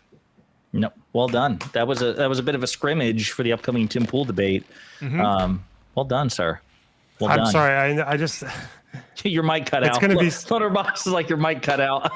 no. It's going to be so worth bringing this up with Tim Pool as well because given that they want to establish, I guess I feel like they want to establish a more regular use of that that section, right, with the where the Secretary of State determines that you're against foreign policy, and it's like, okay, let's assume that you're allowed to do that. What if the next time a Democrat comes in and decides that people who support Russia can cause adverse foreign policy consequences because, say, for example, by taking money from the Russian government to spread propaganda that they like? It's like, I'm sorry, be deportable. Half of the Republican Party would get deported. But you gotta do it, Pisco. You gotta do that. You gotta slip that in there. Just be very careful. Be very careful. because that is actually a stronger case. If you could show that money transferred hands between Mahmoud Khalil and Hamas, okay, you might actually have a stronger case. Now, it would need to be intentional and knowing, and that's why I won't bring it up on Tim Pool in this specific context, because Tim Pool can just say, I didn't know about it. And if Khalil said, I didn't know about it, that's fine. But notice there, it's not about if they took money from Russia. The equivalent would be if a green card holder in America was saying things that we interpreted to be in support of Russia's interest, which is all that's being alleged of Mahmoud Khalil vis-a-vis the national security determination. It doesn't have to do with anything conduct related. It's all expression related. It's all related to his support. Nothing related to his, any occupation, any criminal activity. If they were alleging a removability on the basis of criminal inadmissibility or criminal deportability, it would stay so on the charging document, but it doesn't. Yeah, that's why this section that they're trying to use has been criticized so heavily in the past, right? Because I think in '96 there was a federal court that basically just said, it's not constitutional because what our foreign policy interests, like American foreign policy interests, decided by the executive branch it's arbitrary. It's not regularly published or anything. It's changing. It's very. I would easy be careful, to interpret Loner. it loosely. I agree. It's kind of loosey goosey, but here's the issue. We don't even need to fight that battle. You could say that constitutionally there could be some constitutional applications where your determination as to whether or not you're a national security interest doesn't have to do with speech, but it has to do with some kind of conduct or some kind of affiliation that isn't related to expression. So we don't have to fight on the ground that every single determination of the Secretary of State is unacceptable. But at the bare minimum, but I do agree that there's a lot of room for abuse, as you're pointing out rightfully. But I don't even get into it because at a bare minimum, this application has to be repugnant to the Constitution if we care about First Amendment rights that are supposed to be due to individuals who are resident aliens. I wanted to ask you AOC to kick Jordan Peterson out of the country in a few years, so that's fine. I wanted to ask you, what's a previous use of this section actually going through though? I have no. Yeah, I don't have any recollection of the specific ground of deportability here on national security grounds. There's a previous basis related to membership in this case, it would have been membership in the Communist Party. So there's cases related to membership, but this isn't membership. It's not material support. It's a national security determination or foreign policy determination of the Secretary of State. And so I'm not aware of the specific case law yet don't worry, I'll get into it. But I don't need to know because for the First Amendment reasons, but I will figure it out before we go to Friday. I don't know when it's been upheld before. Yeah, I think the thing that's so scary about this piece, and correct me if I'm wrong, is that it sounds like what you're saying in part is they could have tried to come up with some ordinary precedent reason why we're getting rid of this person from the country. But it feels like what they did was, well, we're actually not going to do that because we want to just kind of see if we can just start kicking people out for what we determined to be a good reason, right? That's kind of the scary part. It's true, and it's the exact same thing they're doing with the Alien Enemies Act. In the Alien Enemies Act context, this is when they're trying to send out all those people they're accusing of being Tren de Aragua without any notice. They actually argued in court. They said, okay, all these alien enemies, because there's all this case law that says if you're designated as an alien enemy, you have a right to a habeas petition. You have the right to habeas corpus, right? Because we acknowledge that precedent exists and all these alien enemies have the right to apply for habeas petitions, but we're going to argue in court that we don't need to give any notice to these individuals and we don't need to tell their lawyers where they're at. And in order to file a habeas petition, it has to be in the place where you're at. And we're not even going to tell you any information about when they're going to be deported. And we're not even going to give them the basis of their deportation prior to putting them on the plane. And so at all points in their strategy, they're in court arguing to the maximal extent of the law, we don't need to give you notice. We don't have to tell you jack shit. We can just put you on a plane and it's unreviewable. Our determinations are binding. So you're absolutely right, Econoboy. That's exactly what's going on here.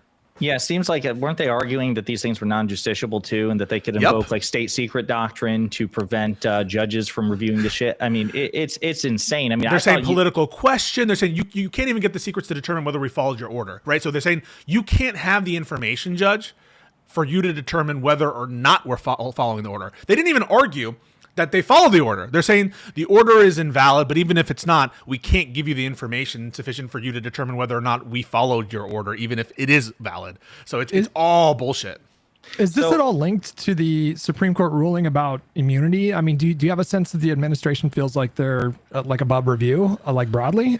It's somewhat legally linked in the sense that it's trying to push a version of executive power that is a maximal unitary version, which is a kind of principle that undergirds Trump versus United States, but it's not directly legally linked in that way. But I would say that there's a strong and close connection here into their vision of the executive power that Roberts, I think, naively played into. If not, I mean, he's culpable, I think. But yeah. So I saw this. I didn't get a chance to actually review it because, again, I mean, so many developments today with the follow up on that the national security breach scandal. But I did see that, and I'm pretty sure this is a conservative appellate court, but the DC appellate court blocked the Alien Enemies Act. Yeah. So can you give the TLDR on this? Yeah. TLDR. It was amazing. And the reason it's amazing is because the court went broader than I expected. So there are a bunch of different issues in the case. I'm not going to go over all of them, but the main issue the lower court went on to issue this order wasn't that the president's proclamation was against the law, right? It was that you didn't give proper procedures to all of these people to determine whether they are in fact alien enemies. Under the proclamation, it would be members of Tren de Aragua. So that was kind of like the main reason behind the TRO initially. The court in this case, it's so interesting why they did this, and I'll tell you why I suspect they did it. The court in this case, said this is appealable, and so there are a bunch of different rulings that matter here. But in sum and substance, there was one person who always seemed to want to throw this away and say, you have to do it through a habeas petition, and because it wasn't done through a habeas petition, we have to undo the orders and you have to go file in Texas. That was the Trump guy didn't really address the merits. He just basically said, yeah, Trump, you can do what you want, and you don't really have to give a real opportunity for these people to file in Texas.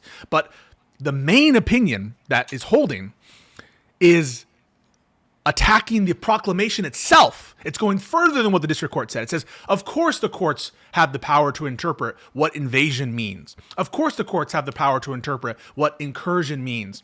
And at this stage in the litigation, you have not produced evidence that you're likely to succeed, that the proclamation is legal. So that's beyond saying you don't have enough procedures for the individual alleged alien enemies. That's saying maybe even the whole thing is illegal under the Alien Enemies Act. So that was a very encouraging sign for me, and I think it's what mattered most to me is attacking the notion that the president's mere proclamation of invasion should be binding on the whole country. That seemed ridiculous to me.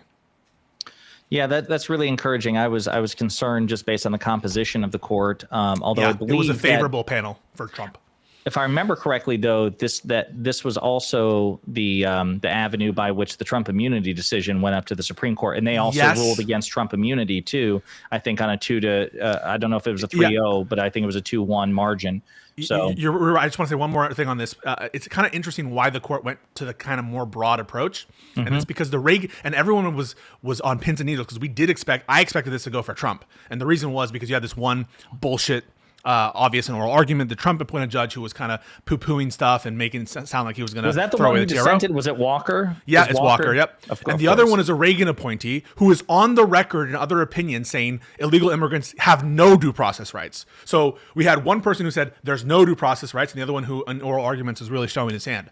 And so I was like, oh fuck, we're fucked. And so the reason I think that Reagan appointee went with the broader approach is by attacking the proclamation itself, she doesn't have to undermine her previous position that said illegal immigrants don't have due process rights. So arguably, to try to be consistent, she has now had a broader ruling that affects the proclamation as opposed to the kind of procedure aspect of it. I'm curious, obviously they'll attempt to get this in front of the Supreme Court. The court's obviously not, obligated to grant cert, but I'm curious, when they appeal, do you think the court will grant cert? Because I think I just read where they declined to review New York Times v. Sullivan. So they declined to grant cert. They'll definitely review this. Yeah. They have to, because the Alien Enemies Act is going to keep being invoked by the lower courts.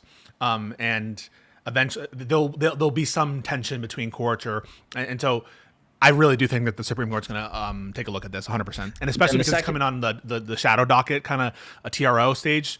they're going to want to put their paws on it. Then the second question is, how do you think they'll rule? Because one of the prevailing tensions is obviously a conservative court has a favorable opinion towards unitary executive theory, particularly when the executive in this case is a Republican, as my favorite legal commentators besides you, Peace. Go see how I did that. See how I gave you a shout out, but you don't do that for the rest of us. I do. No, it's cool. It's cool. I remember tweet after tweet after tweet. Oh, some of the best political commentators out there. Conaboy wasn't on there. Hutch, Lonerbox, we were all gone. Not true. That's fine. But as the ladies on Strict Scrutiny point out, they definitely believe in unitary executive theory as long as it's for a Republican. Then they have an opposite approach for a Democrat, and I do believe that's there. But the other tension is these justices, unlike Republicans in Congress, seem to have a sense of self-preservation when it comes to their own power. We see Republican lawmakers seeking to just foist their own power onto Trump because they're so afraid of him. We saw that in the continuing resolution. They included a provision that prevents them from overturning Trump's emergency declaration. It's insane. They disarmed in the face of him. The Supreme Court seems to always like to be the one holding the leash. Yes, we want an all-powerful executive who is leash and we hold it. So how do you think that they would rule in a situation like this? There are a lot of those tensions, and you're really smart for bringing it up. The lower courts and, in fact, the Court of Appeals actually cited Loper Bright, which is the case overturning the Chevron doctrine, saying that it's up to the courts to decide what the law is, not up to the executive branch. And so it's very funny that tension is there, that separation of powers tension. But also, again, as Hutch kind of alluded to, the kind of Trump versus United States version of the executive, which is very much something that the court has been very sympathetic to in recent days. If I had to bet, I would say 55% the Supreme Court is going to uphold the TRO.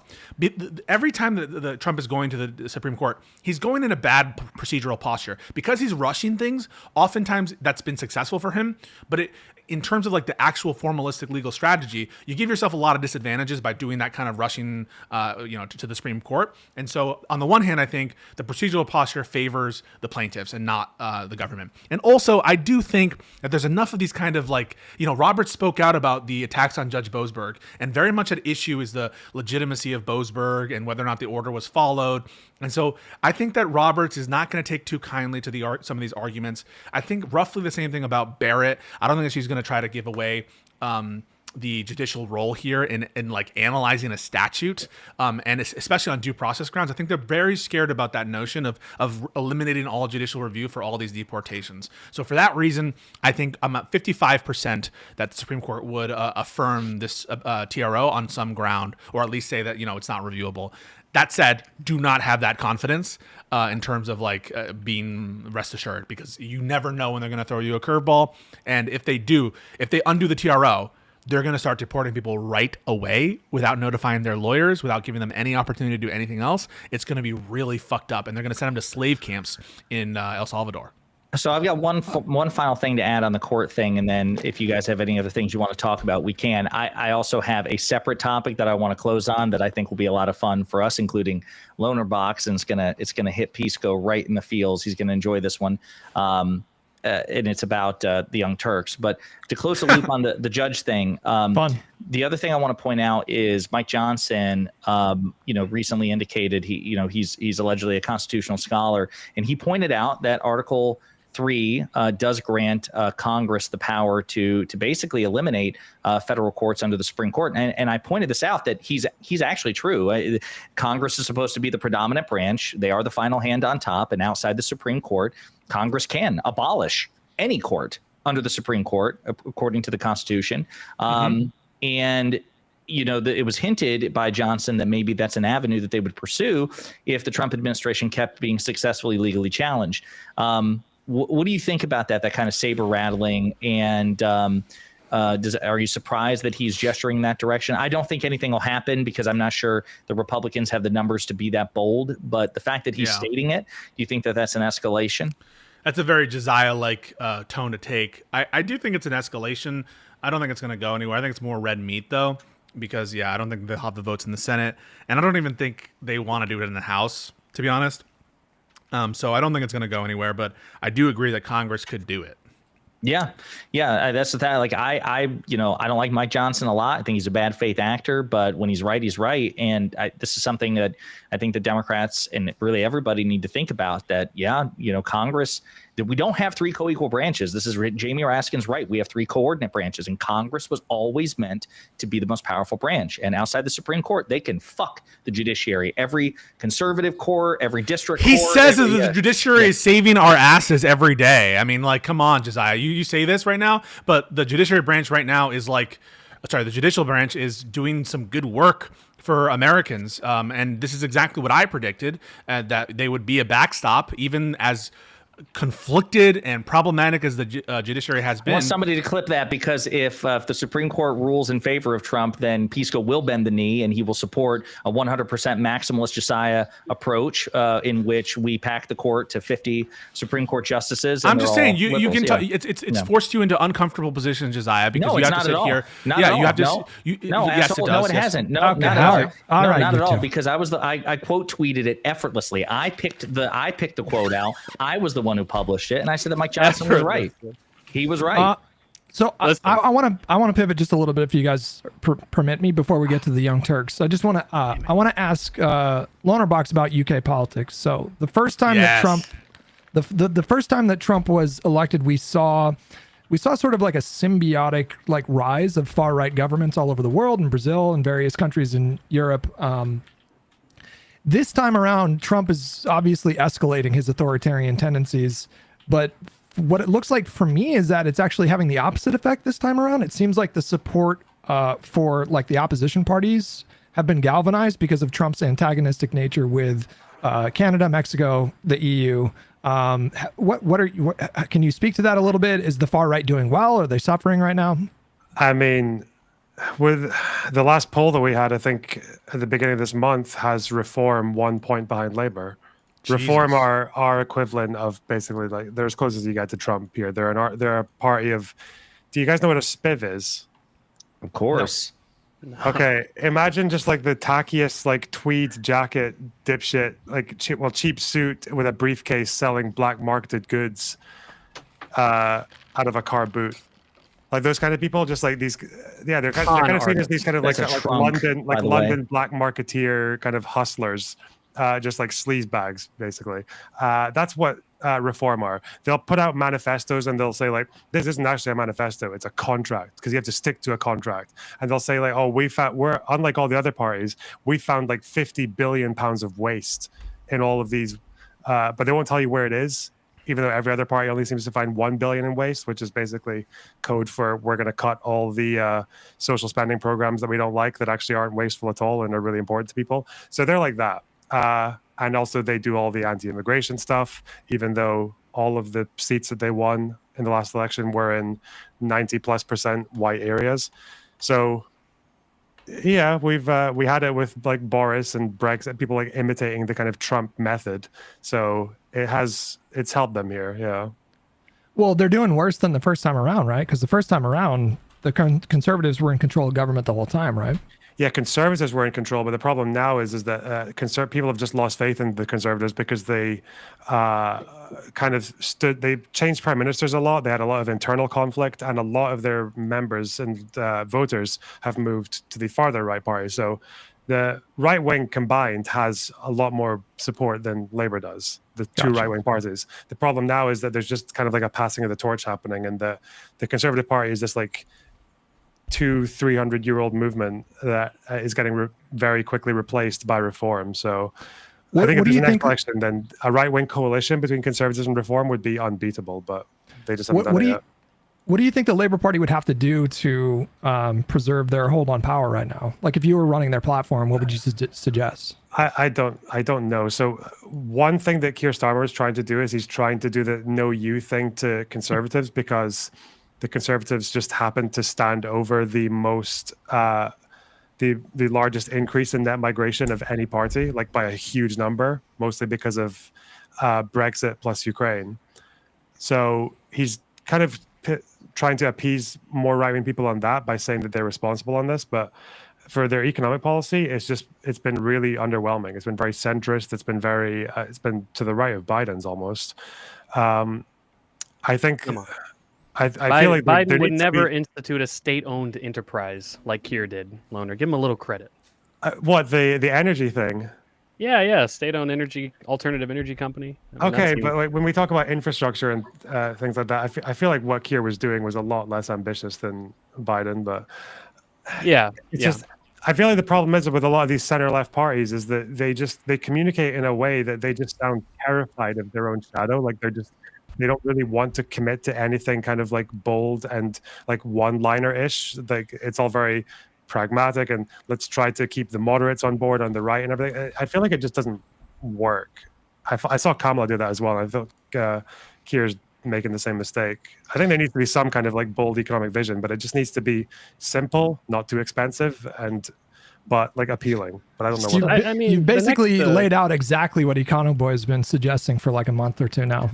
Well, I mean, unlike the UK, well, I guess actually, yeah, come to think of it, the next UK and American election will probably be around the same time. Obviously, in the UK, you can call elections anytime, but typically it's within about 5 years. So the next election in the UK would be, probably 2028, 2029, something like that. And until then, the Labour Party has like 100+ seat majority in the House. So I mean, it seems like it's so early on in the sort of Labour administration that they have at least a pretty long while to readjust if they really feel like the walls are closing in on them. Do you think that the British people, or sorry, the UK people, would ever elect someone named Badenoch? I mean, it's kind of a weird last name. What, Kemi Badenoch? Yeah. I mean, the good thing is that she tries to do the Trump thing, probably more so than anyone else. She tries to do all this stupid culture war shit by like going around. I think she did some publicity stunt where there were gender neutral bathrooms and she just like superimposed some bit of paper that gendered them as a protest. So she's your Nancy Mace. Nancy Mace, yeah. Okay. And with the grooming gang thing as well, where she kept on saying we need a national inquiry, even though we just had one, and her party didn't implement any of the recommendations. And that's because of Elon. That's why Drew Pavlov supports her. Hold on, wait. Because of your treacherous eunuch Goebbels and fucking Elon Musk had to push that onto our country. Like no one was talking about that until Elon took an interest. Loner, did you see the and then we can go to the Young Turks thing, but did you see the clip from Marjorie Taylor Greene today? Did you guys see that? No, yeah, I did a video about it. She lost her fucking mind. She shit all over you guys, Loner. You should Yeah, are you play just that gonna sit clip. here and take that from her? Oh, you're about to see it. You're about to see it in real time.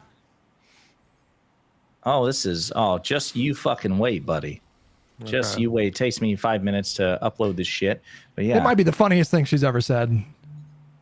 Anybody else? That is a high bar. What country are you? Wait, what country are you from? The UK. Okay, we don't give a crap about your opinion and your reporting. Why don't you go back to your country where you have a major migrant problem? And you no. You should care about your own borders. Do you care about American lives being put at risk? Let me tell you something. No. Indeed. What about all the women that are raped by migrants? By migrants. No, do you care? Okay, you're done. Do you care about American lives being put at risk? You know what? I don't care. Service members fighting for your country. I don't care about your fake news. Do you have a relevant question? Yeah, this is an American journalist. Thank you. This is the best part. No, play what he says. Play what the journalist says. That's what I'm saying. This is the best part. I want to take a fucking question from an American, so shut up. I'm American, and I'd like to hear your answer to what she's asking. I'm not answering her question because I don't care about her network. If you would like to ask, I can answer. Do you have any concerns whatsoever about the complete disregard of operational security from the top level of this administration? You want to know about complete disregard about operational security? You should talk about the Biden administration and how they ripped the borders open to terrorists, cartel, child sex trafficking, human trafficking, and drug trafficking across our borders for 4 years. The Trump administration is doing a great job, and I stand by their statements. My comment to you is I'm thankful to President Trump that he is leading us out of wars, that he's ending the war in Ukraine, where American lives in the context of bombing Yemen, she says. If Joe Biden was still president today, whether he liked it or not. We're talking about NPR and PBS today. We're talking about fake news that was funded with federal funding from American taxpayers. That's what this is about today, not journalists from the UK that should care about their own. Oh my God, dude, it's amazing. Lonerbox, your reaction. This is what we're going to talk about today. Leaves in triggered fashion. I hate MTG as much as the next guy, but look, to the Americans here, no disrespect to Lonerbox, can you not feel at least a little bit of patriotism by the way she told that UK journalist to fuck off? Okay, just a little bit, like 1%. Just 1%. We don't care about you guys. Is what exactly. Just there's just an inkling of like, yeah, man, exactly. Fuck Loner, the question no is, taxation. Loner, the real question is, are you just gonna sit there and take that from her? I'm sorry, but like you guys think it's funny, but your country voted for that. Like, true. Okay, well, damn, all right. Okay, that hurt. One district in Georgia. Okay, one district in Georgia. She's their like second biggest fundraiser. It's insane. Listen, we've never had 14 years straight of conservative rule in this country. Okay, that's what you guys have had. All right, we at least took a little break in between Trump terms. Yeah, but they're conservatives. Our conservatives do some austerity, and Boris Johnson got kicked out of his own position. His party walked out on him because his party walked out on him because he appointed a guy called Chris Pincher, who was like groping women and sexually harassing people. His name was that's called Tuesday in America. And joked about you get a promotion for that. You're president. Yeah, if you do that in America, you get promoted. Yeah, you become the president.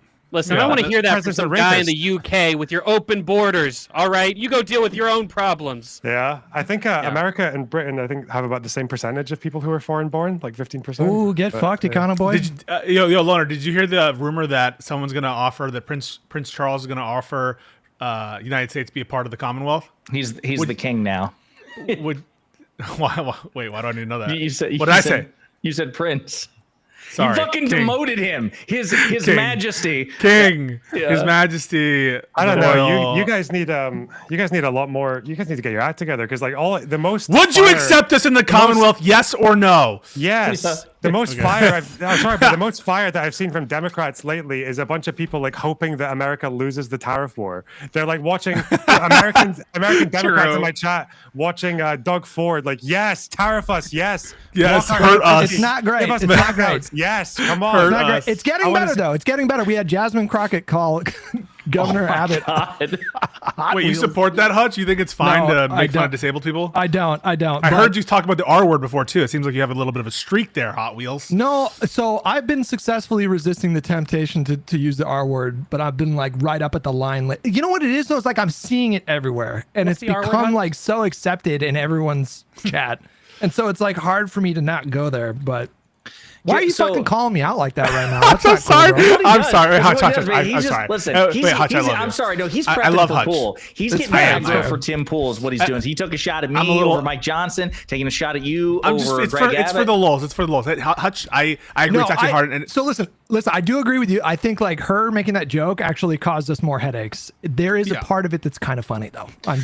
Let's just be honest. It's funny watching all of them like lose their shit over like this joke when Trump is literally like doing this shit. That right there. Thank you. I say, listen, Scott Jennings on CNN tried to weigh in on this, and everybody shut him down. Like, listen, we'll bitch about Jasmine Crockett if we want to, but Scott, shut the fuck up. You have no credibility on this. Yeah. Your cult leader has done 10,000 times worse, and you either tolerate it or you celebrate it. That's exactly the posture, by the way, that people should take if somebody wants to complain about what Representative Crockett said. Like, hey, listen, if you can show me where you condemned all the shit that Trump said, we can have an honest conversation, but otherwise, go fuck yourself. Well, you condemn it. Will you condemn Representative? You won't do it. You won't do it. I think it was when I saw the joke, I went, and moved on. Like, to me, like, I don't know about you guys. Slimy Josiah. No, I genuinely don't know about you guys, but like, so I grew up on Family Guy and Bill Burr and Daniel Tosh 2.0. South Park. So, I've got to, it's pretty hard to offend me personally. And so I obviously understand why she's catching shit from it. And she's going to have to deal with the blowback. And by the way, she did not handle it well as somebody like Jasmine Crockett, because then she was like, well, I was referring to the wheels on the buses that he used. That's so stupid. It's like, no, either apologize or stand on business. And say, listen, I don't mind making fun of somebody who's a genuine piece of shit. Okay. Whatever your posture is. But yeah. Interesting choice. Let's close this out with the TYT stuff. What happened there? Wait a minute, what'd you say, Econo Boy? What'd you say? Stand on, Governor Hot Wheels, guys. No, hey, I condemn. Yeah. I condemn. Governor, you're talking about, Josiah. All right, so I saw this on the place formerly known as Twitter, and I think that Pisco might find this interesting. This is apparently a video of Cenk Uygur officially disavowing Francesca Forientini of the Bituation podcast, who, by the way, is amazing. I love her. She follows me. She co-hosts she's feisty. Yeah, she is, man. She co-hosts a show on Zateo with Wajah Ali. But yeah, apparently this is actual. You're not being rickrolled. This is like a real thing. Wait, what's the title of the video? Recently, Francesca. Oh my God, he looks pissed. He already looks so angry. I've never seen a more angry man. Cenk explains why he's removing a contributor from the TYT network. Forientini asked us at TYT to take her podcast, The Bituation Room, off the network, and we happily agreed to that. And today, I'm going a little further, and I'm going to take Francesca off the network entirely. So you won't see her on any of the TYT shows going forward. So I want you guys to know why I'm doing that and how this whole situation isn't really about Francesca. It's about TYT, our community, and what we stand for. And so we're for open minds and open hearts. And so I want. Except in this instance. So I'm curious, does anyone want to make a prediction? Because I have not watched this. Does anyone want to predict what the source of this is? I'm going to guess that Francesca said, I have a disagreement with Anna and Cenk. That's literally what it, yeah. And I assume this boiled over to some degree. Okay, all right. I want all of you to know that, and I want to build a community that believes in that and invites people in that believe in the same things. And by the way, if you don't believe in the same things and you say, no, I have a strict ideology and I have no open mind about that, no problem. There are tons of shows out there for you guys. So first of all, we've had some disagreements. I certainly have with some of the far left, but I think they've been relatively small. But if you think that they've been large, no problem. So they've been around. By the way, the far left is like me. Did crime rise? What is it? The far left is like me. They call me people like me. Listen, these guys have responded to my tweets. They know who I am. Pisco is far left. Come on. I'm not They're far definitely left. Gonna respond now after what's coming on Friday. After what you're gonna do to Tim Pool and Good Logic, like your profile is gonna skyrocket as a consequence. Well, I'm just saying I'm gonna be very like pro-Palestinian in that context. I'm supporting Mahmoud Khalil, so hopefully they like it. Is between 2019 and 2023. Well, that's a fact. It did, but it's okay. We could have different interpretations of it. That's not an issue at all. We certainly are against police abuse, and we've fought against it. I would argue at least as much as any show on the planet, and perhaps a lot more. And I take great pride that Benjamin Crump, among others, said that Trayvon Martin would not have gotten anywhere near the national coverage that he did if it wasn't for the Young Turks. So nevertheless, we could have disagreements about specific policy issues, and we do on slogans and framing, et cetera. For example, defund the police, Latinx. These are normal disagreements within any community. And I certainly would never want to shut that down because we're, again, for open minds. And of course, we've had some disagreements on the issue of transgender rights. Let me just say quickly what my position is, because a lot of people outside of the network have been misleading you about this. So I'm for 100% constitutional rights for transgender Americans because why? They're Americans, just like the rest of us, and they should have the same exact rights as us. They should be protected in bathrooms. They should definitely be allowed to serve in the military. All right. Can you guys, because I didn't pre-watch this, do you mind if I speed this up? Not at all. Yeah. No, but so far this guy is, he's saying some things. Military, and I happen to think that they should be allowed to play, transgender girls should be allowed to play in girls sports in high school. Now, my position on that is not overall popular in the country. I understand that, and I have a strategy for hopefully how to win on that in the long run. But I don't believe that they should be mandated to play in college and professional level. I think the league should get to make those decisions on their own. I think that that is a small disagreement. Obviously, others think that's a giant disagreement, but that's, again, not the issue here. I think what the issue is when others, among the issues, is when others say, only my opinion is the correct one, the moral one. Everyone who disagrees with me is unintelligent, immoral, collaborator, etc. Well, we'll get to the specifics on Francesca in a second. I'm saying that generally, and that they speak for the left. Well, let's find out if they do speak for the left. This is a little bit of Francesca, a little bit of Emma Vigeland from Majority Report, and spliced in is the actual facts about what the American people think, and interestingly, what Democratic voters think. First, let's watch this. I'm a big Messi fan, but let me just answer my question. Would you allow him, if he said I'm a woman, to play in the American women's national team? Yes, right now. Hell yeah, are you kidding me? Transgender female athletes in women's sports, only 18% of the country says that they should be, in fact, allowed to participate in women's sports. Your argument is really bad on this, and you're out of your depth. You're correct that trans women should be able to compete in women's sports, but your argument for it is just scientifically and factually incorrect. I'm actually not bad about this. I'm 100% right on this. I don't give a scientific explanations. People, if they identify as a woman, get to compete in sports. If that's not fair in the short term for a variety of little competitions, I don't give a. I mean, my goodness gracious, 79%. You rarely get 79% of the country to agree on anything. Because the societal interest of including trans people in society trumps stupid competition. Full stop. So I'm right about this. You're wrong about this. You'd let Lionel Messi play in the women's national football team and destroy women's football forever. You'd let very difficult to get a ticket, which would suck. I want to do a little checklist here. You'd let Usain Bolt compete as a sprinter in the American women's Olympic team? Yes. Okay. You would let Floyd Mayweather compete as a boxer in the women's American boxing team? Opposing them in women's sport. You get 67% of Democrats, so 2/3 there. You get 64% of independents, so you get about 2/3 there. So I'm right about this. You're wrong about this. TYT is kind of cooking. Okay, generally speaking, if you want to say that you're right about something, sure, everybody has their own opinions, and it's their opinions. That's why they think that they're right. It's another thing to say that you speak for the left. As you just saw there, 67% of Democrats have a position that is actually to the right of mine. I say that trans girls should be allowed to play in girls' sports in high school. 67% of Democrats say no, not allowed in any women's sports. So no more I'll work on my Democratic brothers and sisters, and I'll try to get them to my position on that. Nothing wrong with disagreements. And if Emma, Francesca, and others can convince 79% of the nation that is opposed to that to come over to that side, fantastic, happy to have it. Okay. So I think where the issue comes in is when things get personal. So we got 3 rules, generally speaking, on air here at TYT that are relatively bright lines. So one is, and I say relative. When we disagree, we fight. One is no lying. 2 is no threats of physical violence. And number 3 is don't denigrate personally the other hosts in the network over and over and over again. And I say relatively bright lines because it should be relatively easy to follow, but I get that people have disagreements about, hey, what's a lie? Are what they say about crime stats a lie or not? No, I'm not gonna nitpick that. And we get into heated debates from time to time, me and Ben Glebe in the past, me, Ben Mankiewicz, me, Michael Shore, et cetera.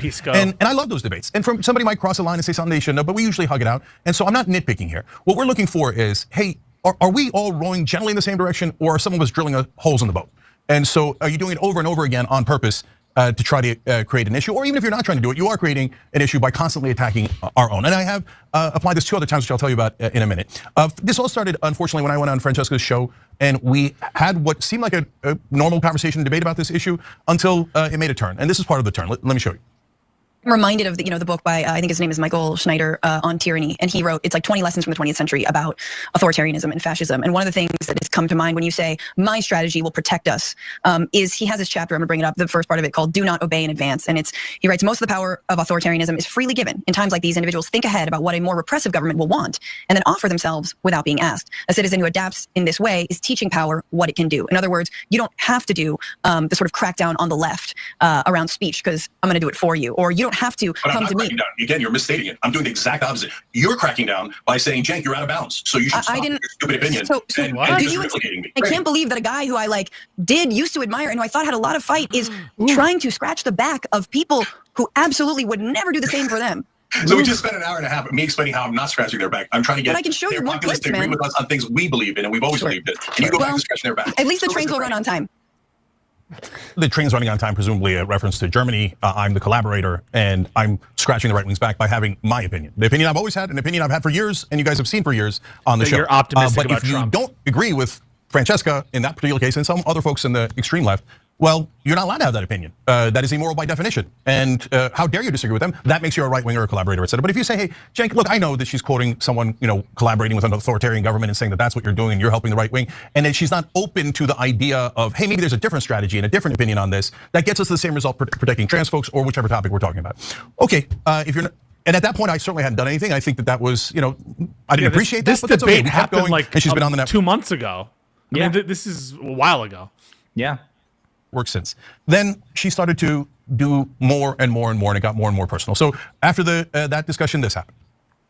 I like that we can both be very Mediterranean about it and get super mad, but then rein it in and be cool, and then be we're just gonna yell, and then we're gonna be fine, and then we're gonna get over it. So that's the kind of beer I like to have. Yes, thank you. 2 days later. I mean, I have my own thoughts on why he's doing it. I think, if you think your brain was broken by the 2024 election, I think we're looking at a case where someone's brain was broken even harder. Wait, what's wrong with that? So, but look, guys, there's absolutely no contradiction between these statements at all. What she's saying is her disagreements with you are not performative. She has sincerely held disagreements, but you guys can still grab a beer afterwards. There's no contradiction there. Yeah, I had grabbed beers with people who have broken brains all the time. I used to do we would argue on the at the bar, and we'd just go grab a beer afterwards. People I disagree with a lot, so there's no contradiction.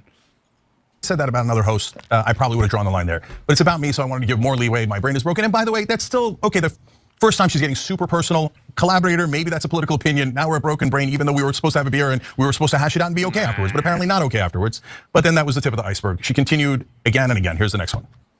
I do think it's sad that even though they allow people like us into the fold and the fray, they refuse to learn from us or listen to us.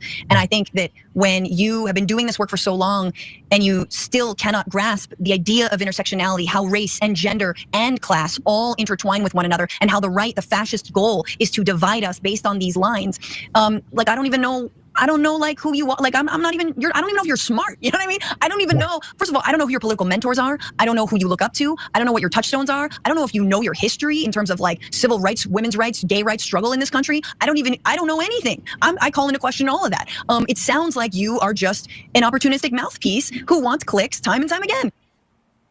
Okay, so obviously it's getting deeply personal. So what was that was that on their network or was that on her network? That was on, I think it was on her network. Hang on, let me backtrack that. Oh yeah, it was. Yeah, it was, right? Because I see the lower thirds up at the top. Yep. Well, okay, listen. Apparently, this goes on like this for like another 20 minutes, so we don't have to watch it. We don't have the time for it. But they're broken up. I'm curious to see what like the coup de grace is on this. But and I don't even know if Lonerbox follows this at all. If you know who Cenk is or Francesca, or if you've been following that back and forth.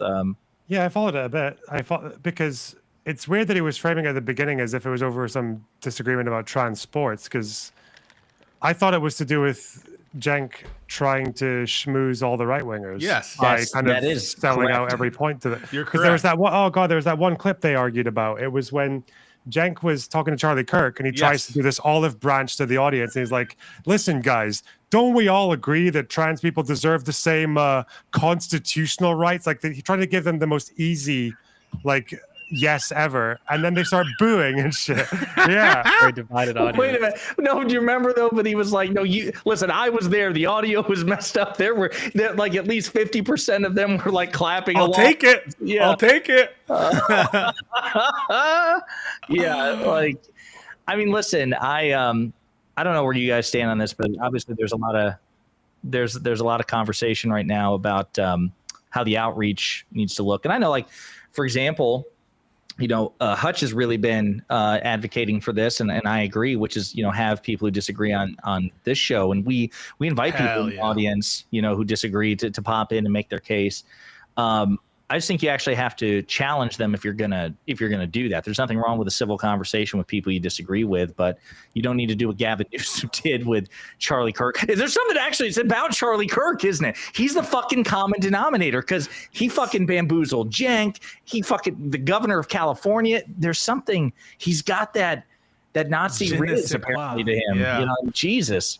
Yeah. You know what I want, Zaya? Oh, go ahead, Econoboy. I was going to make a declaration, but you can go.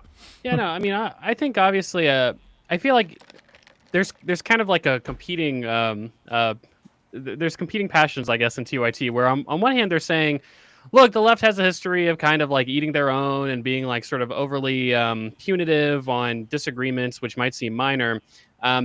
And I think generally speaking, that's a fair criticism. You can see all the way back when Marx was writing, you know, he was being very, you know, this isn't a new thing, basically, is what I'm saying. This is hundreds of years of leftists just kind of hating on each other.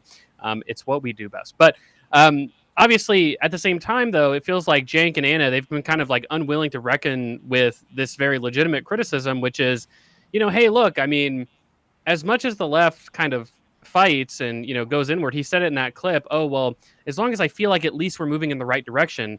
Look, this is a personal conflict. This is like very clearly framed as a personal conflict between you and these other people. You are still moving in fundamentally the same direction, right? Unless you're not, right? And that's kind of the criticism that people have had for TYT as of the last several months is it kind of feels like you're being a little, you know, you're not going in the right direction with regards to criticizing Trump and the Republicans. And, you know, you deserve to eat a bag of shit because of that. That's essentially where a lot of the left is coming from. So I think they thought that like the MAGA movement was just going to be super in vogue because of the convincing nature of the election. And as we can see with his slumping polls, that's just not the case. Like he's not proven to be really any more popular than he was the first time around. Maybe marginally, like 1 point, but if you track his approval rating compared with the first term, it's a very similar downward trajectory. And so, he's still the least popular president ever since polling has been developed, right? Since going back to the days of President Roosevelt. I mean, it's this idea that he's got some sort of listen. There's no doubt that he's been a transformational figure in U.S. politics. Obviously for the worst, but Trump is not particularly popular. And again, we have to have a variety of strategies here, and I don't begrudge anybody who has a conversation. Like when I went in and had the conversation with Tim Pool, I was pretty chill, and Luke Beasley was more aggressive. I expect Pisco will have a more aggro approach, and he should, because as good as he is when he's civil, like rage enhances him. He's like the Hulk in that respect. He's more effective when he's pissed and feisty, and you have to have a different strategy. And I don't have issues with people talking to Charlie Kirk. It just seems like he exudes this pheromone where they just don't challenge him at all whatsoever, and that's the really frustrating part. So I adopt the Hutch approach. I think that we need to go engage with these people and engage with the conservatives, but from a position of strength, not of cuckoldry. I hate this notion that we need to fucking become fucking like MAGA, or we need to fucking send an olive branch to these people. No, we need to fight them, and we need strong left-wing people, strong Democrats, not weak Democrats. And that comes, all the way to the members in Congress, to your small influencers, to your big influencers. Everyone needs to be on the same page that we are not going to bend an inch to these motherfuckers. You need strength, because that's the language they understand. Now's the time to strike too, because it's not going well. So, and then the tariffs are coming, they are coming, and it's not going to be great. And so, I just feel like they're weakening more and more every day. And so, we should just be going full scorched earth. But I do have to go in here pretty soon. Yeah, we'll close full circle on this. Okay, we've speculated how much will this impact Trump, how much will that impact Trump, how much will Signalgate, or as Wick called it, and I do love this, he calls it whiskey leaks. That's good. That's fucking hilarious. I was like, this is it. This is the one right there. How much will whiskey leaks, do you think, impact Trump, and what should Democrats do with it?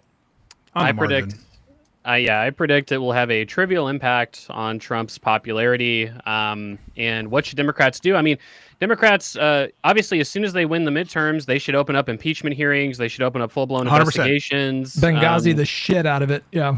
Yeah, I mean, that's absolutely what they should do. And they should hold an impeachment vote on every single person that was in that chat, including Donald Trump. And to the extent that the Democrats control the Senate in 2027, I guess it would be, fingers crossed, they should hold the trials in the Senate, and they should convict them. Yeah, well, I mean, yeah, they will. But no, I mean, they should do all that stuff, because look, I mean, I think that in part you could say that this is punitive, you're just overreacting to this, but no, I think that this would be the biggest scandal of any previous administration, of any of the previous administrations before Trump. If this had happened under Obama, Biden, Bush, Bush Sr., Clinton, Reagan, Bush Light. Maybe not Reagan because of the Iran-Contra affair, but the point is, this would have been either the biggest or one of the biggest scandals in any of those previous administrations, because of the attempt to obfuscate sort of transparent procedure, because of how irresponsible it was.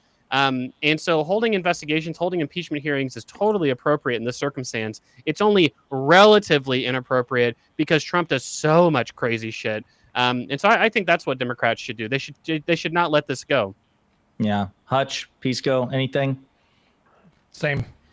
I got nothing to add to that. Well, Loner, as our guest of honor, man, thank you for joining us, tagging along, and really just really enhancing the class of this motley crew. I mean, without you, it'd be a really classless affair, and you brought some of that. Appreciate that. Thank you so much. Thanks. I predict that Tim Pool is probably going to talk about Mahmoud Khalil for 5 minutes, Pisco, and then he's going to pivot to a bunch of obscure things that you've not prepared for, but we'll see how that goes. Are you prepared to answer why Thanos is utilitarian in the Marvel Cinematic? Are you prepared to avoid the trap that Sam Cedar fell into 6 years ago?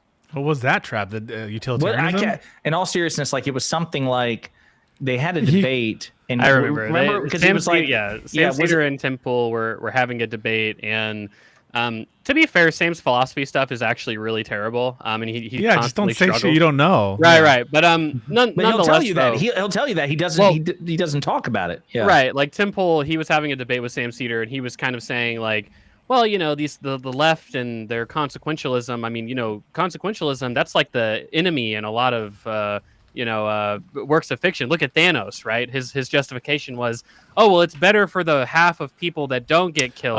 Might as well just kill the other half of people, right? It's like, I mean, I guess that's true, Tim, but what are we doing here? You have to hit him with the thing, be like, okay, so would you preserve rights to destroy like the rest of the universe? I mean, you just got to go on offense all the time, right? Well, I'm ready for it. You're enough of a pop culture geek, you can combat it. But Sam's reaction was funny. He's like, I don't watch comic book movies. It was just the funniest thing. His answer was good. It was just, I don't care. Yeah. He's like, I do not care at all. Well, Yeah. Pisco, when should people tune in? I don't know the exact time of this. Yeah.